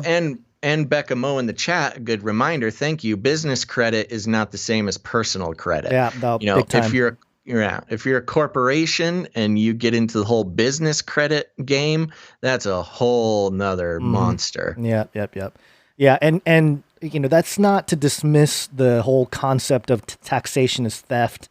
And that whole thing, we know that, but we're just saying who's playing the game well, and people that know how to play the game and leverage the laws and not get caught in the crazy, wild, confusing aspect of taxation. They can keep their money or keep their profits over time and use it properly and to invest into other things, and you're able to sort of not pay taxes, quote unquote. But again, this is And now here's the thing, to go to the political side. Okay. Now we've rambled on about the small amount we know about billionaire taxes. But to go to the political side of this, you think of it politically. First of all, there is a large portion of this country that when they hear that Trump didn't pay taxes, they're not offended. They're impressed. That's true. There's a backward or a reverse thing happening. Right. There's a big misstep that I feel like a lot of the mainstream media is taking, where they think that we care if he paid taxes or not. For a lot of people in this country, they hear Trump didn't pay taxes for 15 years and they go, wow, this is a smart guy. How did he figure this out? This is the only two conclusions are that it's either, wow, this dude's super smart and figured this out, or he's a criminal. Right. Not paying his taxes. That's the only other side of it, is there is a class and a type of person in this country who gets like most people, they get their taxes taken straight out of their paycheck against their will. Yep. They don't have the choice to not pay taxes. And this just makes them angry, not because they think Trump should be pulling his weight. I mean, maybe that's what they'll say. They'll say that, but in their heart, it's because they're jealous, and their taxes are pulled right out of their pockets without any permission or anything, and it's a bad system, and they don't like it. And nobody likes it, and so if somebody isn't paying their taxes when I get it taken straight out of my pocket, then that's an evil person because I'm jealous. Yeah, and also, just as a mention, we won't get into it, obviously, but there is some record of Trump being bailed out by the Rothschilds. In the plenty 80s. Through Deutsche Bank. Yeah. So it's not like his hands are clean. That's not what we're saying. We're just saying that he kind of knows how to play the game, and this is a political move, obviously. Ooh, Dental Bean brought up Babylonian money magic too. Yeah. That's fun. We should. Oh man, that would be a fun deep dive. Talk about the magic bag of Hermes, and the occult money magic stuff. Yeah. Okay. Moving on. All right. So I don't know if there's much else to say about that. I just thought it was funny because everybody, all these mainstream things coming out. What an evil guy, didn't pay his taxes, and I'm thinking there are tens of millions, if not hundreds of millions, Americans reading this, being like, "Dang, what a smart guy." Total backfire, but I think it's break time. Yeah, let's take a break. Come on, break jingle. It's break time. Come on, take a break.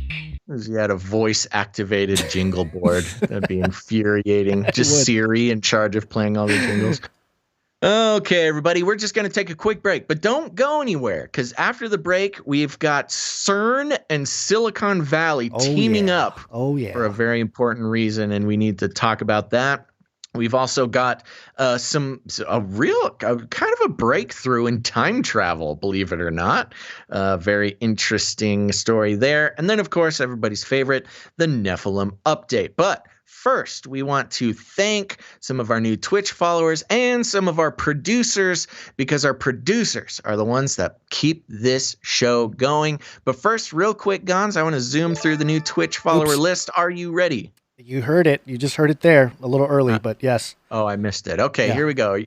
First of all, I want to thank Julian DG. All right, Julian. Thank you, Julian. Mungandi. Electric Hieroglyphs. Ooh. Yeah. Beckamo. Just for Canary Cry. Hey. Flat Earth Cookie. H. Starline. Bible Prophecy Talk. Hey, is that Chris White? I don't know. Could be. Chris White. Chris, if that's you, let me know. Chris and I have been poking each other on Twitch. Not Twitch, Twitter recently. Ooh, Poppy Nasio. And lastly, Future X Mrs. Mecha Basil. Wow. Future X already? Wow, this is a Future X Mecha Basil. So this is my future X robot wife, apparently. Wow, man, people are just the lifetimes that come through from the names is just. You know what I think? It's the time travel paradoxes are starting to catch up with me. They're all getting Yes, I played it fast and loose early on with the time travel, and it's all catching up to me now. Okay, now, Gonzo, I think it's time we thank some producers. And some of you, if you're new, you may be thinking, what, producers? That's right, producers. We are on the value for value model. And that means that we do not take money from corporations to do this show. We do not believe in considering our audience as numbers to be cattle, to be loaded up and sold to big corporations. You guys give us your trust. You give us your attention, and it just doesn't feel right to turn around and treat you as a commodity and sell your attention to big corporations for our own personal gain. Many of you have watched The Social Dilemma, which does a great job of explaining why online advertising is the image of the beast and going to cause the apocalypse. But we've been on that train for a long time, so that's why we go with the value for value model, which means we put out value, we do the show 3 times a week, and we do a pretty good job. And if you get any value, whether it's the analysis or the jokes or the jingles or whatever it is that you enjoy about the show, if you get value, you have the opportunity to put value in. And it's not just a charity. It isn't a charity thing. I mean, this is a piece of media. If you pay for a piece of media to be created, you're not just a donor, you are a producer. So we want to thank some of our producers, and we're going to start over at patreon.com/CCNT for your Canary Cry News Talk. And we had a new one come in, so I'm going to add it on the list, Gons. I want to start out by thanking Rami, producer Rami. Hey, Rami. Thank you very much, producer Rami. Rami. Rami grown up. Oh, yeah. I just learned Rami is actually a Middle Eastern name. So thank you, Rami. Next, we have Sean, producer Sean. Thank you, Sean. Thank you very much, producer Sean. And lastly, on patreon.com/CCNT, we have producer Jessica. Thank you so much, Jessica. Yes, we can't do the show without you guys. We appreciate it. Now I'm going to jump over to patreon.com/CanaryCryRadio. 2 separate Patreons. I know it's confusing, but patreon.com/CanaryCryRadio. We have new producer Sarah. Oops, wrong one. There we go. There, thank you, Sarah. And we have new producer Don. Thank you very much, Don. Don of the producer. Yes. Yes. There we go. Now, if you want to become a producer, you can head over to patreon.com/CCNT for Canary Cry News Talk. It's much appreciated. Well, there's plenty of levels there. You can come in at any amount you want as well. But, if you don't like Patreon, a lot of people don't like Patreon. That's okay. If you don't, you can head on over to CanaryCryRadio.com/support. CanaryCryRadio.com/support. That's right. Now, over there at CanaryCryRadio.com support, we got PayPal options, monthly support amounts, as well as one-time amounts if commitment is not your thing. We've also got cryptocurrency, all sorts of fun ways to support the show. Gons, who's coming in over on PayPal? Well, we had 3 people come in, other than the subscribers. Thank you for all the subscriptions out there. We had producer Christopher come in with $33. Ooh, in the 33 gang. The 33 club. Yes, the organic movement. Right. Yes. We did not. I still get messages about, I can't believe you're taking 33 donations, you shill. It wasn't me. It wasn't me. It was an organic movement from producers. But thank you very much, Christopher. Yes, thank you, Christopher. Also in the 33 Take Back Club is Jason, $33. Jason. Thank you very much, Jason. We are reclaiming the Illuminati dog whistle number.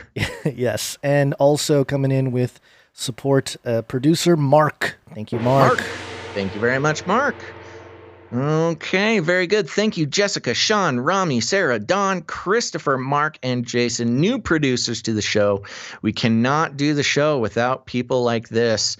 So if you're thinking about it, please consider becoming a producer. There's other ways too. Now, Gons, I think now is the time to lay it out. Mm-hmm. The Joe Biden. I can't tell if I want to call it the Joe Biden or the Trump tax producership. I think Trump tax. Tax sounds better. We're going to copy this directly from Joe Biden's Twitter. All right. So any amount of 7, 5, and 0. So $7.50, $75. Oh my gosh, $750 would be awesome. But something with 75, 750 like that. We'll call it the Trump tax producership. Okay.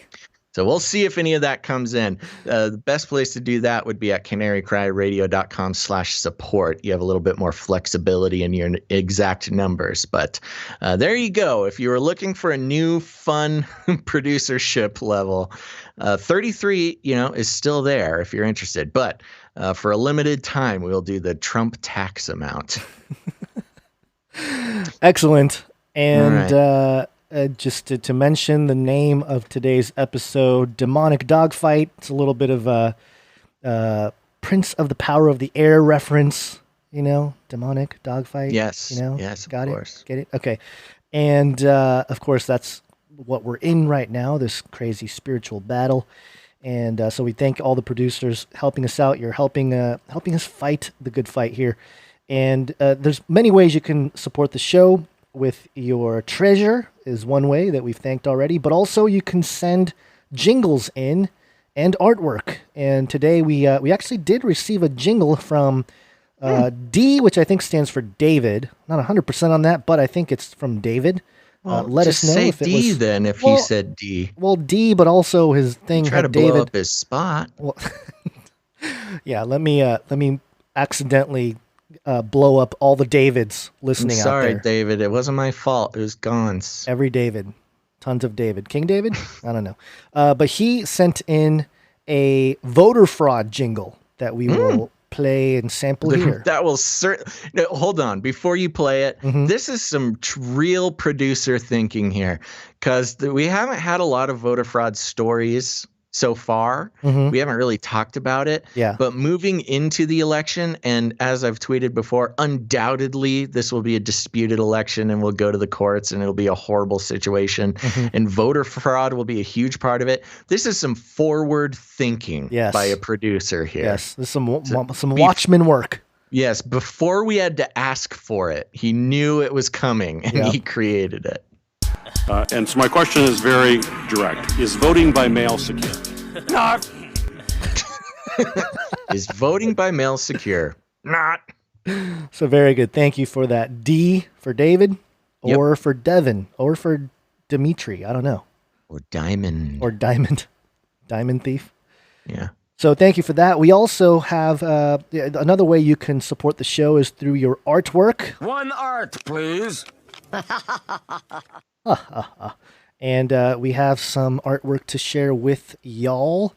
First off, we have some great, always great work from Mr. Magoo.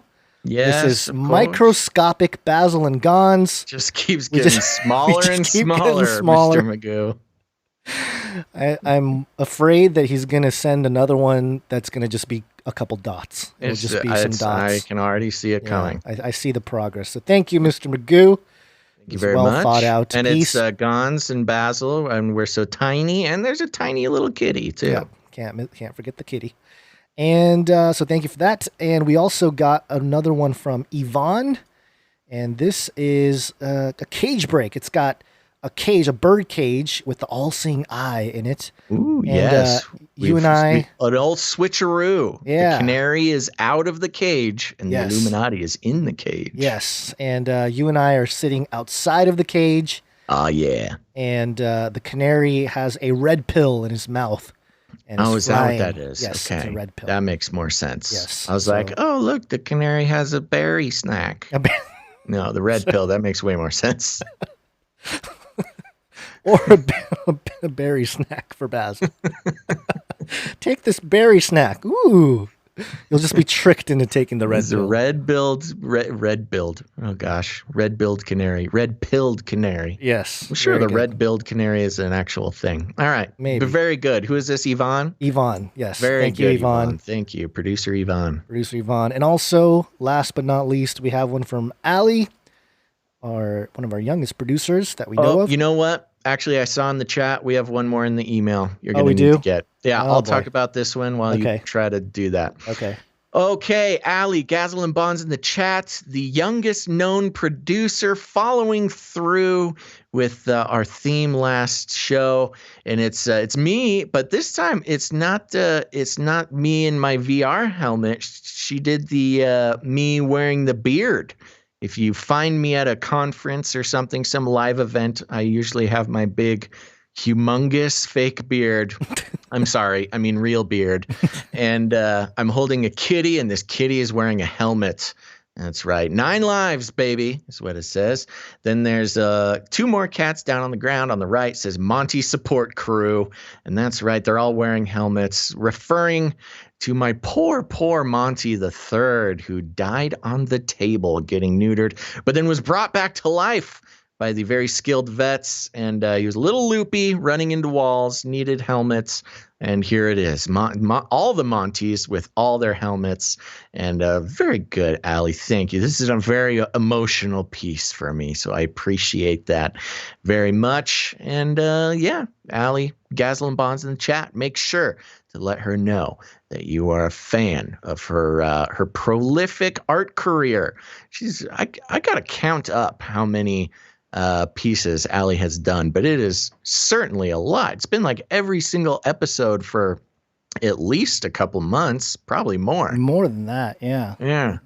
I think 3 or 4 months. So one of our most prolific producers. Yes, and another one. Yes. Are you able to get it? Grab it. I did get it. Sorry, I meant to mention that earlier. I saw the artist mention it in the chat, and I just was in the middle of something. I didn't say it. Yes, so thank you for Allie for the artwork here. And this one is from Jay Vela. Jay Vela. Jay Vela. And, you know what? It's upside down. Hold on 1 second. Gotta flip it over Technical here. difficulties. Oh, this one's fun. Flip. All right, I'll start describing for the audio audience. So we've got another classic Jay Vela sort of collage montage type thing. We've got some naval vessels. We've got a big aircraft carrier in the middle, some destroyers on the side. We've got about 24 national flags flying. We've got Israel, Greece, I see there, Turkey, Afghanistan, China, Japan, all over the place. Australia's there, New Zealand's there. Then we've got an elephant stomping on what looks to be a dragon, like a demon dragon with wings. And then, of course, good old American bald eagle zipping through.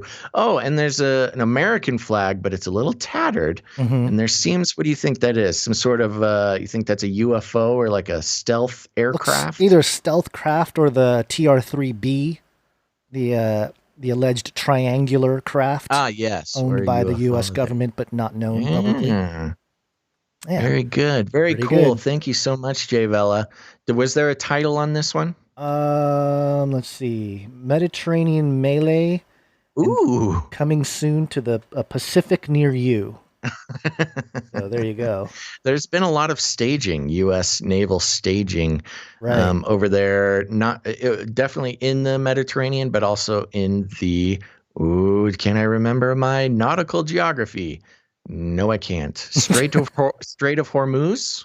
Is that the one that borders wherever it is over there? Anyways, very good, Jay Vela. Thank you very much. Thank you, Jay Vela. I do want to take a second.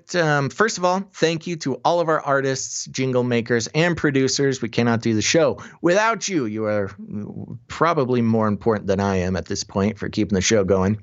But also, I want to give a shout out to This Intangible Existence, who joins us for the first time in the live show. I did a Joyspiracy theory episode with This Intangible Existence. It's a great one, great story, great guy. So there you go. Thanks for being here. Longtime listeners of all of our stuff. So very cool. Glad you made it to the live. And there you go, folks. Am I forgetting something? Am I moving on too fast? You had like a note or something in the doc that had like a giant green highlight. I'm not sure what that was. Let me find it. Oh, you know what? This was the note that Christopher sent. I believe it was Christopher.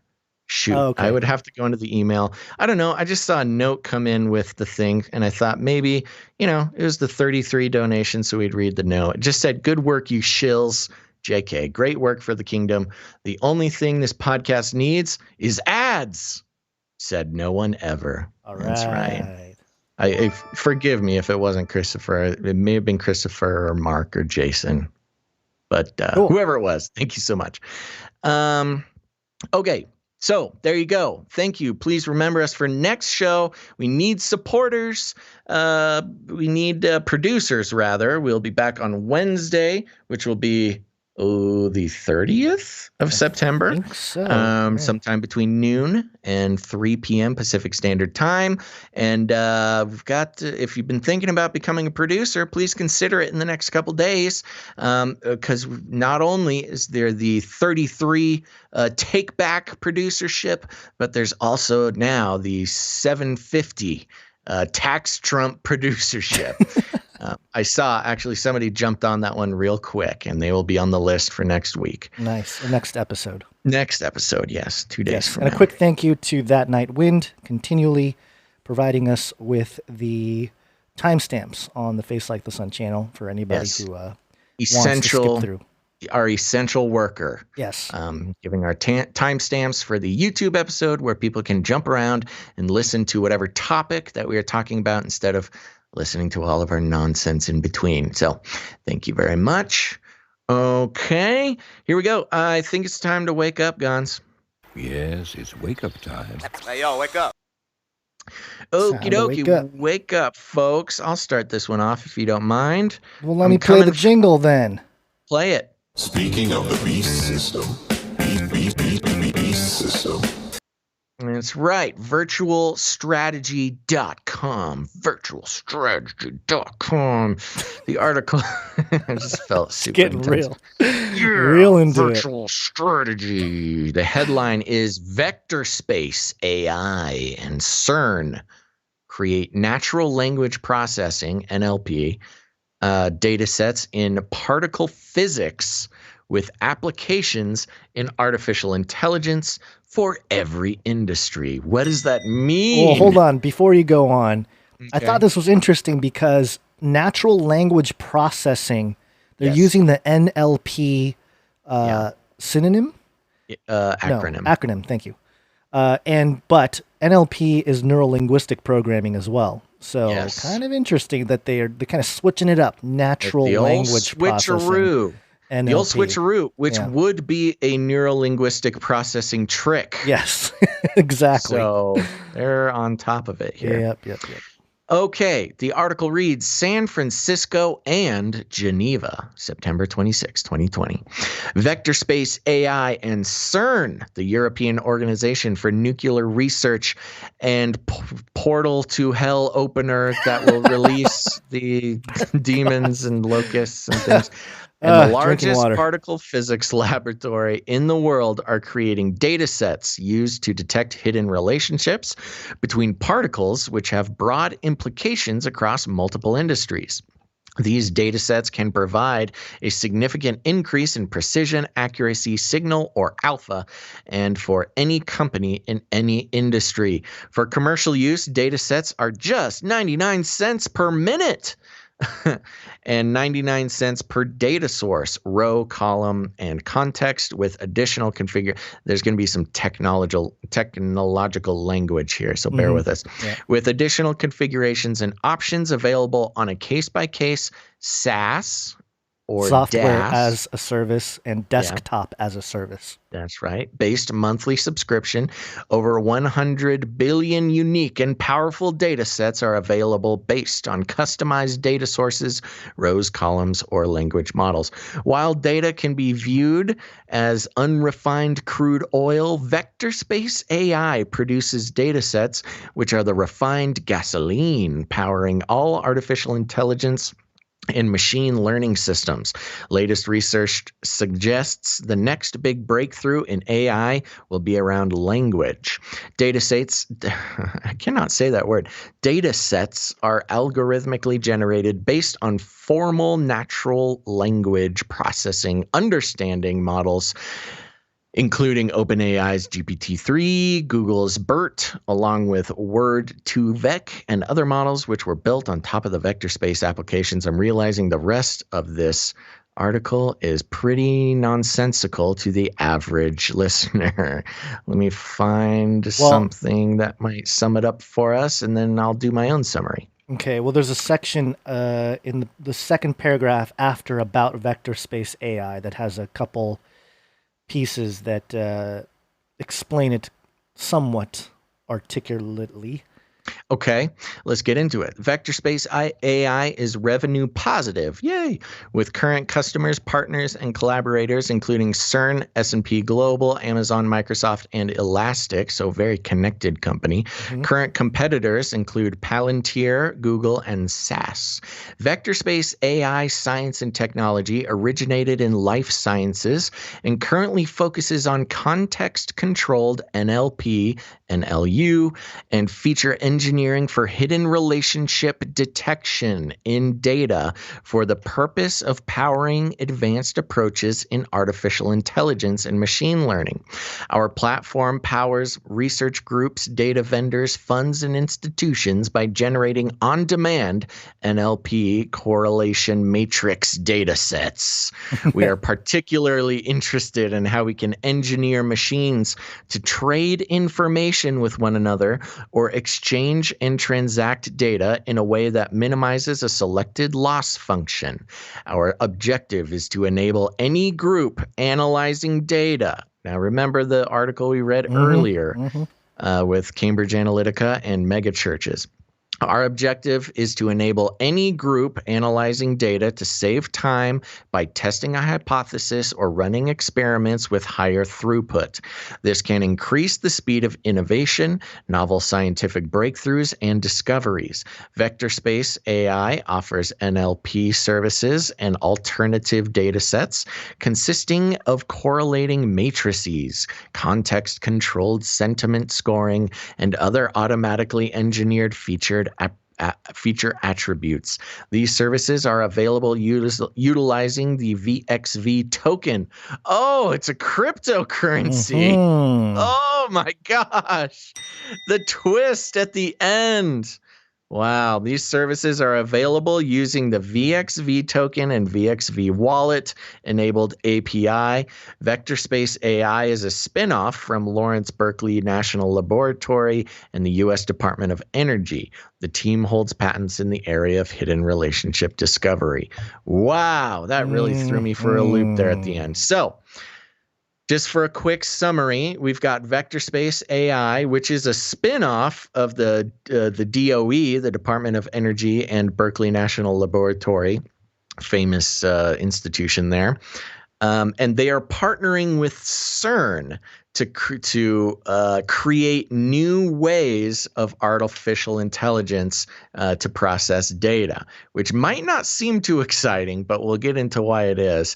But on top of that, they're mixing a cryptocurrency in order to access the service, which seems unreasonable. But I was gonna wait to see what you thought about that.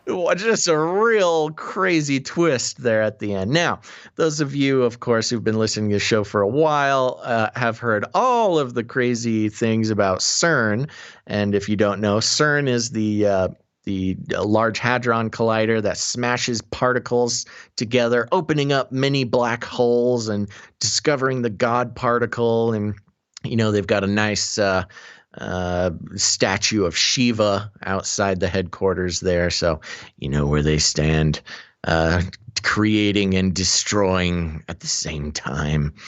And of course, there's connections with lots of biblical references to the end times that have sort of fluttered around CERN. But now all that crazy quantum data that CERN has been collecting, they are sharing their secrets with Vector Space AI in order to improve artificial intelligence, because inevitably, it's hard to enslave 9 billion people. And if AI is going to do it correctly, they're going to need some better data sets there. Yeah, and it's also interesting that it's all going to be on blockchain. Right. It's all on blockchain, all enabled with cryptocurrency. They called it a token, so get off their backs, SEC. It's not a security. One of the things that's interesting here is it mentions how their competitors include Palantir, Google, and SAS. If you go to Palantir's website, and we've talked about the whole idea here about how this is all coming together. Yeah. There's a whole section, an about section of Palantir, where we're going. Organizations around the world are using Palantir to help them do their most important work. With Palantir, investigators are uncovering human trafficking rings, finding exploited children, and unraveling complex financial crimes.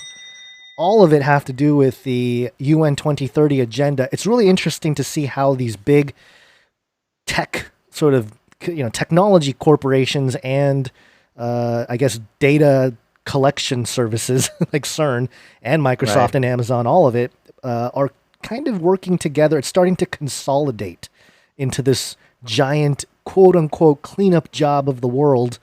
And I think this is another step in that direction to really supercharge the AI to create data sets and accessible data set pipeline processing and stuff using blockchain and everything else to implement some of these factors, the 2030 sustainable development agenda. So it's interesting to see these things come together quietly in the background. I don't think you're going to find too many people reporting on vector space AI. Yeah, totally. You're not going to space. hear this anywhere else.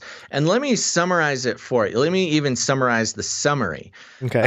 As we know, artificial intelligence, even the creators of artificial intelligence, the guys who create it, build it, deploy it, that kind of stuff, AI is kind of a black box, which means they build it and they know what they put in and they know what they get out, but they don't know what happens inside of the AI. They're not exactly sure how AI comes to the conclusions that it does. Now, the inside of AI is constructed using data sets, which vector space is going to be getting from CERN, which CERN got from smashing particles together. So they're taking the data sets, the information that CERN has deduced by, exploring the black holes and smallest possible incarnations of matter, all the mysterious, nonsensical world of quantum physics.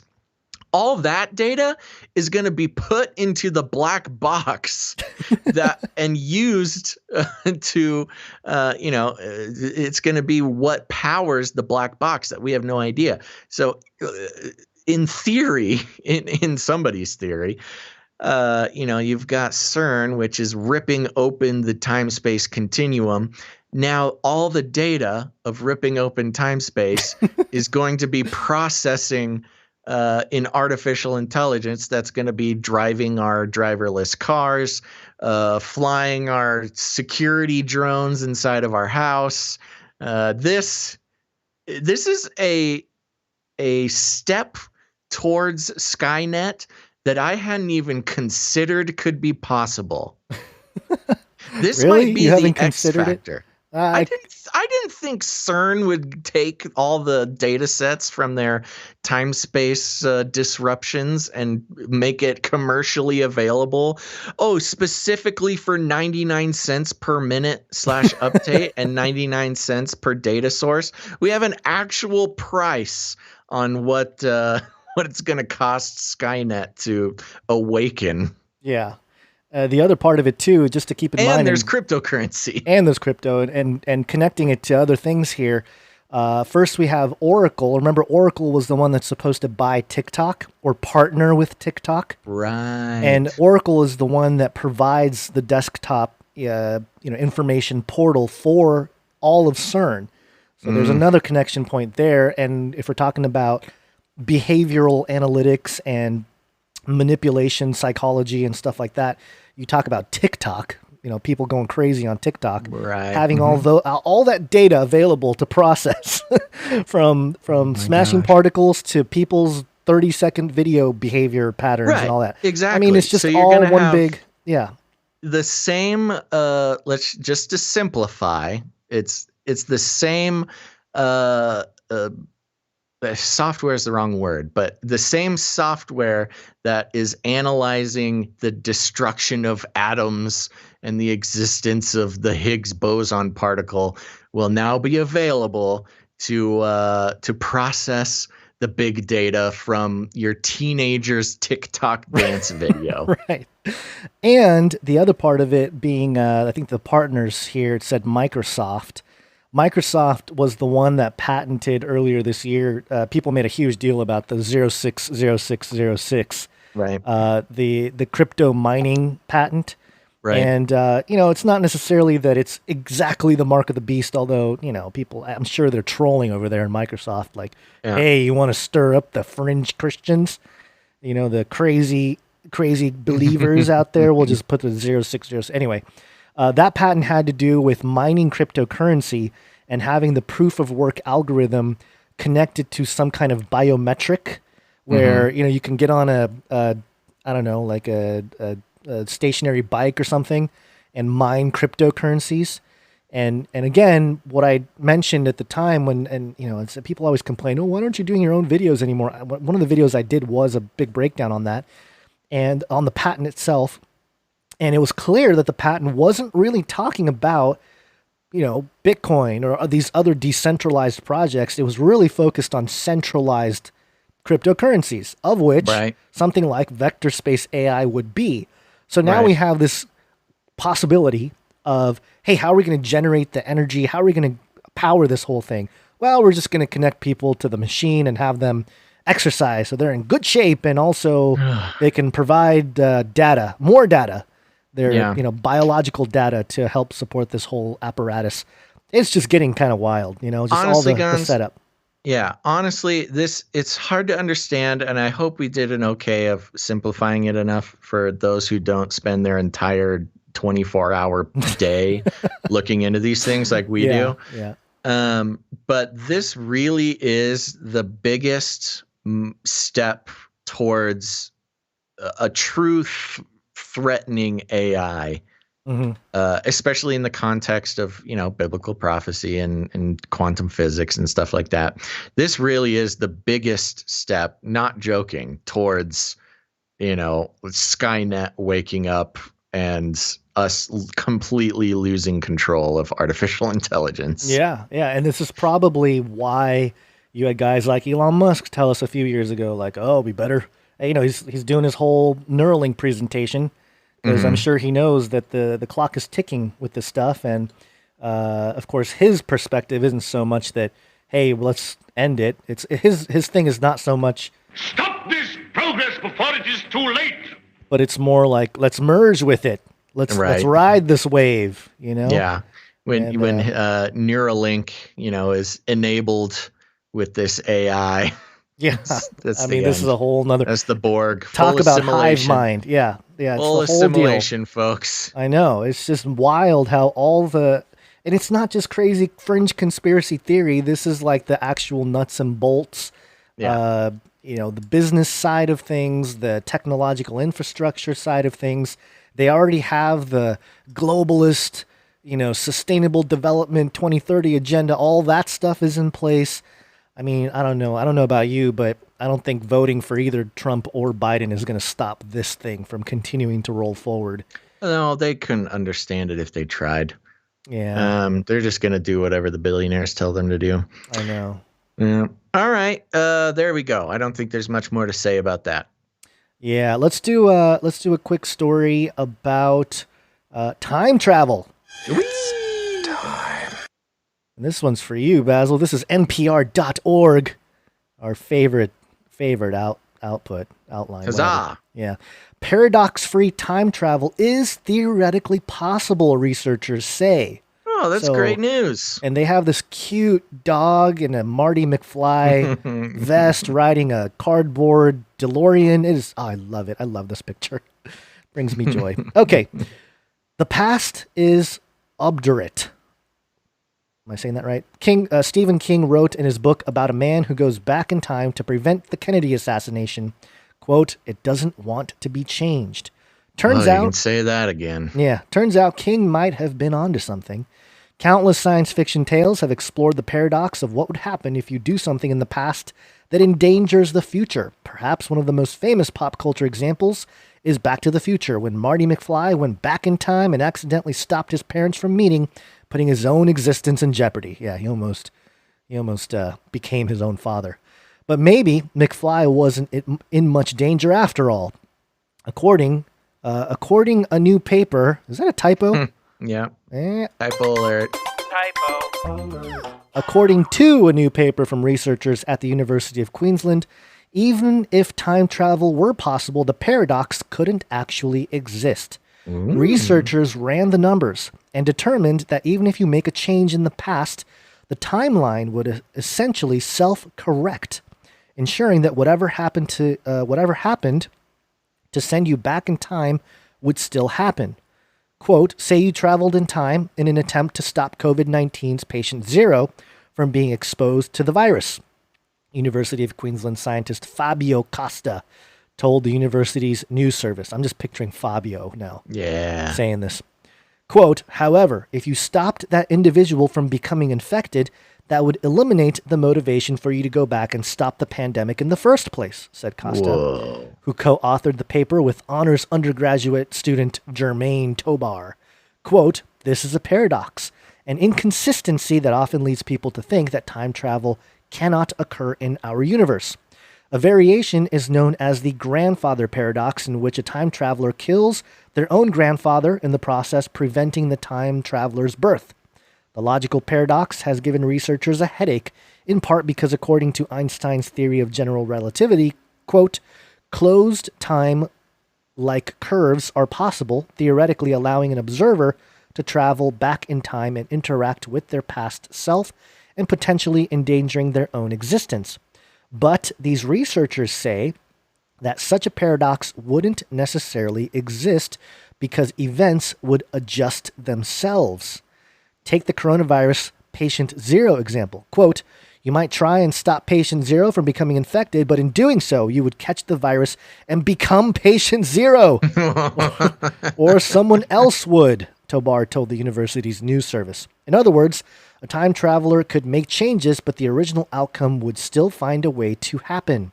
Maybe not the same way it happened in the first timeline, but close enough so that the time traveler would still exist and would still be motivated to go back in time. Quote, no matter what you did, the salient events would just recalibrate around you, Tobar said. Yeah, this was explored in the Umbrella Academy. I was going to say it was also explored in the show I just watched recently on the Netflix there. I can't remember what it was called now. Travelers. I think it was called Travelers. They come from the future and take over bodies, the whole deal. The paper, quote, reversible dynamics with closed time-like curves and freedom of choice, was published last week in a peer-reviewed journal, Classical and Quantum Gravity.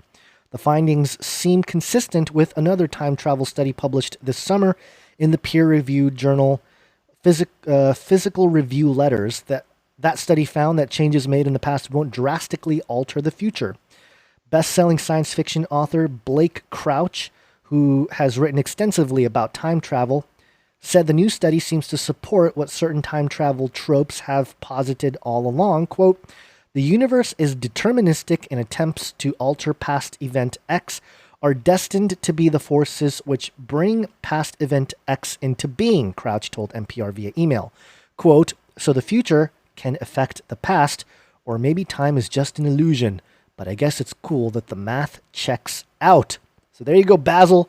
I guess it's cool. Yeah, I guess it's cool. The math checks out, but anything you try to prevent in the past is pointless because you either become the problem or the universe finds its own way to I'm looking at their calculations now, and I can already see a couple of mistakes. So I'll just be emailing them and letting them know all right. Their missteps.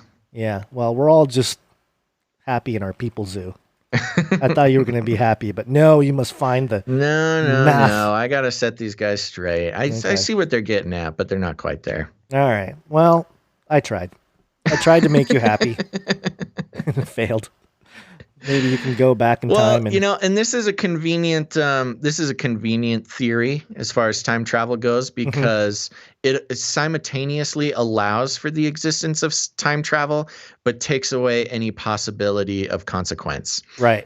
So really what this is a propaganda piece to keep people from actually time traveling. Just being like, don't even try. You can't change it. Don't worry. Okay. So it's not so much that we can't, it's that we shouldn't. It's that they don't want us to. They only want certain people to. The privileged elite. The Bureau. They only let the Bureau. They only want Trump. Yeah. For time travel. The Bureau of Corrections. Okay. Well, there's that. All right. Yeah. And, well, I think we've been going. It feels like we've been going for a while. I forgot what our start time was, though. Yeah, getting close to the end here. I'm going to do this Nephilim update, and then we'll wrap it up here. Okay. Sounds good. Nephilim update. This is from The Guardian via MSN.com. Once a goth, always a goth. Grace Dent on her lifelong love affair with Black. Ooh. I'm not going to read the whole thing here, but it says, if my good friends were to describe me, they'd say I clomp around most of the time looking like Morticia Addams from the Addams family there. She really likes Black. And in the article, how she talks about how she's basically an adult goth. She mentions this. Draped on a chair in my bedroom, there's a gorgeously ghoulish pile of jeans, fitted tunic t-shirts, and slouchy off-the-shoulder knitwear, all in reassuring shades of deepest noir. Elegant, cocooning black. I'll slide these garments on and feel more human. Everything else feels like cosplay, but this is much more like skin. Quote, once a goth, always a goth. I often mutter when I glance in the mirror. Not much altered from the way I looked as a teenager. Hanging about Carlisle town center with crimped hair, an armful of bangles, and a field of the Nephilim 12-inch in a carrier bag. Nephilim update, Nephilim update, Nephilim update. And of course, Field of the Nephilim is a rock band or a metal band, a pretty gothish band there. But it's interesting how the Nephilim here is inspiring this woman to be a full-grown adult goth. Yeah, it's like a Nephilim update mixed with beast fashion. Yes. Oh, I should have pulled up the beast fashion. I don't have it on me, I don't think. I can maybe look for it in a minute here. But that's okay. Yeah. The point being here that this sort of speaks into what we've read about in the Book of Enoch. And yeah, it's not scripture, but there's a section here in Enoch 8:1 where it says, and Azazel taught men to make swords and daggers and shields and breastplates, and he showed them the things after these, and the art of making them bracelets and ornaments, and the art of making up the eyes, and of beautifying the eyelids, and the most precious stones, and all kinds of colored dyes, and the world was changed. And so, it's the fallen watchers, the ones that actually produced the Nephilim, that are allegedly responsible for the whole idea of makeup and all this kind of stuff, which, if you're talking about the goth culture, is it's drenched in makeup culture and dark eyeshadow and stuff like that. So I just thought it was an interesting Nephilim update where the mention of the Nephilim has a more biblical significance than I'm sure this person, the adult goth here, even realizes, and a little tell with their toting around the fields of Nephilim 12-inch in a carrier bag, which stuck in the 80s, I would say. Yeah, I was going to say, this person sounds like they got a lot of other stuff going on. Or not a lot of other stuff going on. Yeah. Bored during the pandemic or something, or the scamdemic. All right. Well, very good, Gons. I think we did it. I think we did a show. We did a show. We did another one. 248 in the books. Yeah, it feels longer. Now that I'm actually looking at the time, it wasn't that long. No, it was long, over 2 hours. Longish, longer than usual. All right, everybody. Thanks so much for tuning into this episode. Remember, we need producers for next show. Next show will be on Wednesday, September 30th, sometime between noon and 3 p.m. Pacific Standard Time. Make sure to follow us on multiple platforms. Turn on notifications. You're going to want to do that because you never know when a notification doesn't go through on a certain unamiable platform.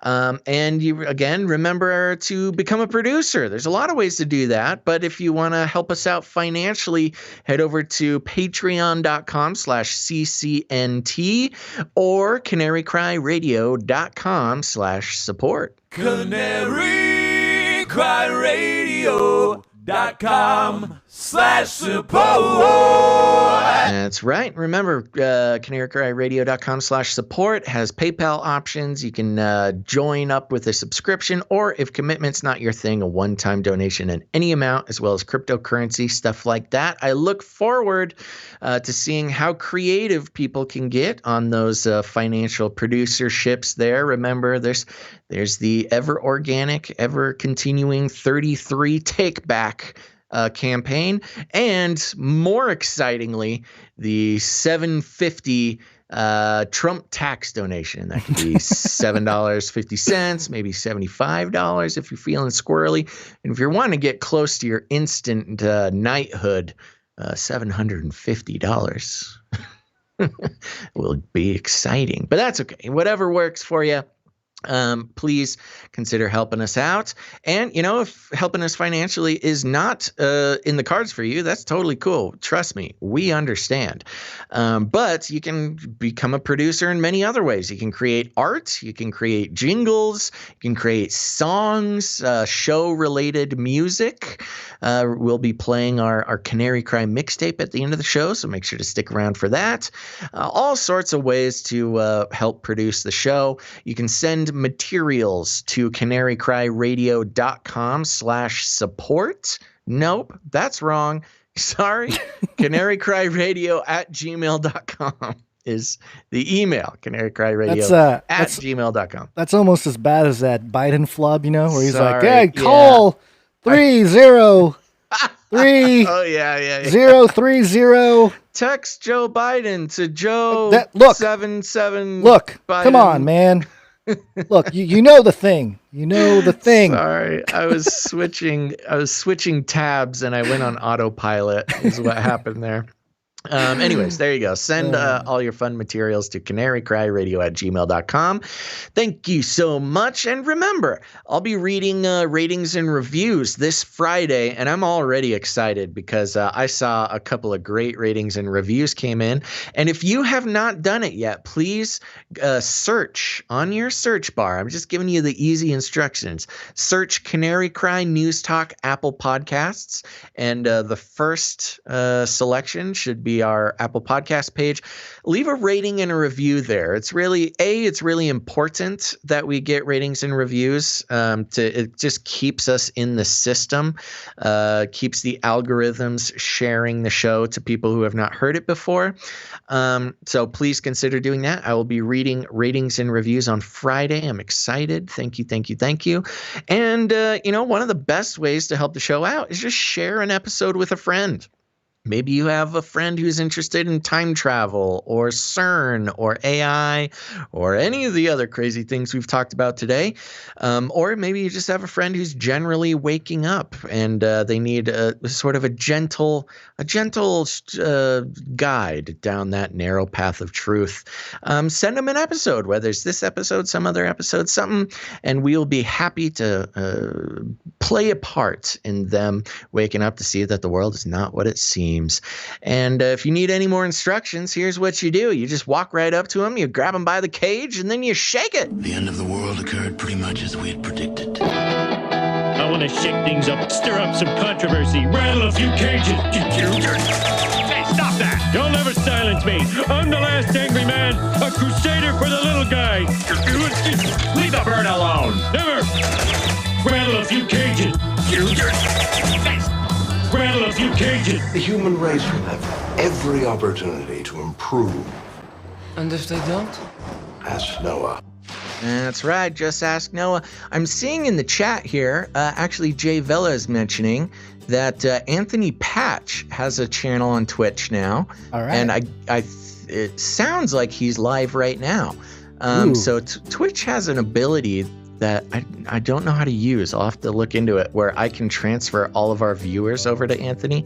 But if you want to check out Anthony Patch after the show, I'm sure just search Anthony Patch on Twitch and check him out. And make sure you say that Basil and Gons sent you from Canary Cry Radio. Let him know we're still watching him. But other than that, thank you so much for tuning into this episode. Please, one more reminder, please consider becoming a producer for next show, which is Wednesday, September 30th, sometime between noon and 3 p.m. Pacific Standard Time. Any last words, Gons? Gotta get that hype, bro. No, where did that come from? I have more clips of you. I have more clips of you than you'd like to know or remember. Oh, Gons has been clipping me again, folks. Don't believe it. It's deep fake. All right. Deep fake, okay. Gotta get that hype, bro. Okay, everybody, thank you so much for listening to this episode of Canary Cry News Talk. Make sure to tune in next time, but until then, think outside the cage. Remember, reality is an illusion. The universe is a hologram. Buy gold. Buy! I want to shake things up, shake things up. I want to shake things up, shake things up. Leave the bird alone. I want to stir up some controversy. I want to rattle a few cages. I'm the last angry man. You'll never silence me. I'm the last angry man. I'm the last angry man. You'll never silence me. I'm the last angry man. A crusader for the little guy. Well, we'll see about that. Whatever, Illuminati.